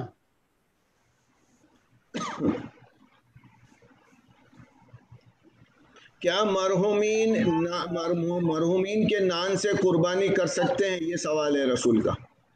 مرحوم کا مطلب میت. ہاں وہ ایسا کہنا بھی نہیں چاہیے، وہ بھی بتائیے. مرحوم تو اولاً نہیں کہنا چاہیے، ہمیں نہیں معلوم پر رحم کیا گیا کہ نہیں رحم کیا گیا. مرحوم کے معنی رحم کیا ہوا، یقین کے ساتھ ہم نہیں کہہ سکتے، حسن ظن رکھ سکتے ہیں. تو بہرحال مرحوم ہمارے یہاں جو استعمال ہوتا ہے اردو زبان میں میت کے معنی، تو میت کی طرف سے قربانی یہ ثابت نہیں، میت کی طرف سے قربانی ثابت نہیں ہے، زندوں کی طرف سے قربانی. کیونکہ اللہ کے نبی صلی اللہ علیہ وسلم نے کبھی حضرت خدیجہ کی طرف سے کوئی قربانی نہیں کی، یا اپنی بیٹیوں کی طرف سے کوئی قربانی نہیں کی جو آپ کی زندگی میں وفات پائی تھی. تو اس سے جو ہے میت کی طرف سے قربانی کا کوئی ثبوت نہیں، الا کہ میت نے اگر وصیت کی ہے تو اس کی وصیت نافذ کی جائے گی، اسے مال میں سے اس کی وصیت نافذ کی جائے گی اگر میت نے وصیت کی. اگر میت کی وصیت نہیں ہے تو میت کی طرف سے قربانی نہیں ہے، اس کی طرف سے صدقہ، اس کی طرف سے صدقہ کرنا چاہیے. ہاں بعض علماء نے یہ کہا کہ آپ اپنی قربانی میں شریک کر سکتے ہیں، اپنی قربانی میں شریک کر سکتے ہیں، جیسے کہ اللہ تقبل منی ومن اہل بیتی، اللہ کی فرماتے تھے اللہ تقبل من محمد ومن آل محمد، اے اللہ تو محمد صلی اللہ علیہ وسلم اور آپ کے اہل و عیال کی طرف سے قبول کر لے. تو اس سے استدلال کیا ہے کہ اس میں زندہ مردہ سب کی گنجائش، زندہ مردہ سب کی گنجائش ہے. تو اپنی ایک قربانی میں ثواب میں آپ شریک کرنا چاہتے ہیں تو علماء کی جماعت کہتی ہے کہ اس میں آپ شریک کر سکتے ہیں، شریک کر سکتے ہیں، لیکن الگ سے قربانی یہ ثابت نہیں ہے، اس لیے الگ سے قربانی نہیں کریں گے. جو کریں گے صدقہ کرنا چاہیے میت کی. جی آخری سوال لیتے ہیں، اگر مجیب بھائی کے پاس بھی تو وہ بھی لے لیں گے ایک آخری سوال تاکہ ان کو ناراضگی نہ ہو. یہ ہے ادھر میرے پاس یہ سوال آخری ہے کہ سجدے میں لمبی دعائیں کرنا بہتر ہے اور صرف سبحان رب الاعلیٰ کے ساتھ دوسری کوئی دعائیں بھی جوائن کر کے پڑھنا چاہیے، تو کیا یہ ہر نماز میں ہر رکعت میں پڑھتے رہیں تو یہ اچھا ہے، یہ ثابت ہے؟ یا ہر نماز میں دیکھیے کہ فرض نماز ہے تو فرض نماز چونکہ جماعت کا خیال رکھنا ہوتا ہے، اب امام صاحب لمبی دعا پڑھنے لگیں گے تو مقتدیوں کو پریشانی ہوگی، تو بات ہے کہ نہیں. تو فرض نماز میں تو اس کا خیال رکھنا چاہیے امام کو کہ لوگوں کا خیال رکھیں کہ اس میں. لیکن آپ تنہا نماز پڑھ رہے ہیں تو آپ جتنی لمبی چاہیں دعا کریں، اور موقع ملے تو زیادہ سے زیادہ سجدہ میں لمبا کرنا چاہیے. بھائی سجدے کے فوائد ہیں، سجدے میں اللہ سے قربت ہوتی ہے اور دعائیں قبول ہوتی ہیں، اس لیے اللہ کی فرمایا تھا کہ جو ہے سجدے میں تم دعا کرو، اما السجود جو ہے فخلصوا له الدعاء، سجدے میں جو اللہ سے دعا کرو، فقمن استجاب لکم، زیادہ امید ہے کہ تمہاری دعا قبول کر لی جائے. تو اگر ہم تنہا نماز پڑھتے ہیں، نوافل پڑھتے ہیں یا تنہا پڑھ رہے ہیں، جماعت کے ساتھ نہیں ہے، دوسروں کا خیال نہیں رکھنا ہے، تو آپ کثرت سے دعا کیجئے، لمبا دعا کیجئے. اور یہ جو ہے صحت کے اعتبار سے بھی بہتر لمبے سجدے سے جو ہے فائدہ ہے، اس سے بلڈ پریشر ڈاؤن ہوتا ہے. Blood pressure, high blood pressure کے جو مریض ہیں وہ سجدے لمبے کریں تو ان کا بلڈ پریشر کنٹرول ہوتا ہے، اور اس سے خون کا دوران دماغ کو پہنچتا ہے، اور اسی لیے جو ہے دماغی امراض سے اسے نجات ملتی ہے سجدہ لمبا کرنے سے. کیونکہ جب سجدہ کرتا ہے تو خون کا دوران دماغ میں زیادہ پہنچتا ہے اور اس سے جو ہے دماغ کو بھی فائدہ پہنچتا ہے. تو اس لیے جو ہے کیونکہ یہ دعا کی قبولیت کا وقت ہے، تنہا پڑھ رہے ہیں تو خوب دعا کیجیے، جتنی لمبی کرنا چاہیں کہ کیجیے. جی ہاں، میں قطر اسٹوڈیو سے تو سوال سٹاپ کر رہا ہوں. مجیب بھائی آپ کے پاس یوٹیوب پہ اگر سوال ہیں تو پلیز پوچھ لیجیے، ورنہ پھر ہم لوگ وائنڈ اپ کریں گے انشاءاللہ. آخری سوال، جزاک اللہ خیرن شیخ. شیخ سوال ہے کہ ایک شخص جس نے نیت کی ہے کہ وہ انشاءاللہ ہر نماز کے بعد 2 رکعت نفل پڑھے گا اور وہ سورۃ الکافرین اور سورۃ الاخلاص پڑھتا ہے ہر بار، کیا یہ بدعت یا جائز ہے؟ بھائی اس نے کیوں نظر مانی کہ ہر نماز میں 2 رکعت پڑھے گا؟ نظر مانی ہے، اگر نظر مانی ہے کہ ہر 2 رکعت میں پڑھوں گا تو نظر کو پورا کرنا ہے اسے. من نظر یطیع اللہ فلیطعہ، جو ہے جو اس بات کی نظر اللہ کی اطاعت کی نظر مانے اس کو اللہ کی اطاعت کرنی ہے، اس کو لازم ہے، وہ چھوڑ نہیں سکتا. اس کو چھوڑتا ہے تو اسے کفارہ دینا پڑے گا. لیکن اسے نظر مانی کیوں؟ لیکن نظر اس طرح سے مان کے اپنے آپ کو، بھائی عبادت کرنی ہے آپ کیجئے شوق سے، لیکن نظر مان کر کے اپنے آپ کو پابند کر لیتے ہیں. اگر نہیں کر پائیں گے تو اللہ کیا جواب دینا ہو. تو جو چیز اللہ نے آپ پر لازم نہیں کی ہے اس کو اپنی طرف سے لازم کر لینا.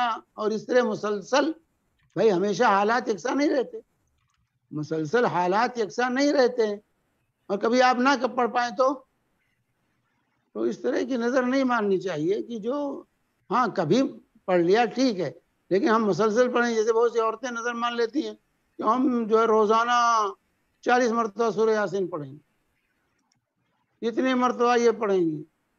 تو یہ غلط چیزیں ہیں. ایسی چیزوں کو اپنے اوپر لازم نہ کیجیے جو اللہ نے لازم نہیں کیا. ہاں کبھی نظر مان لیا کہ آج پڑھیں گے ٹھیک ہے، لیکن مسلسل کہ ہمیشہ پڑھیں گے، ہمیشہ ایسا کریں گے، تو ایسی نظر سے بچنا چاہیے.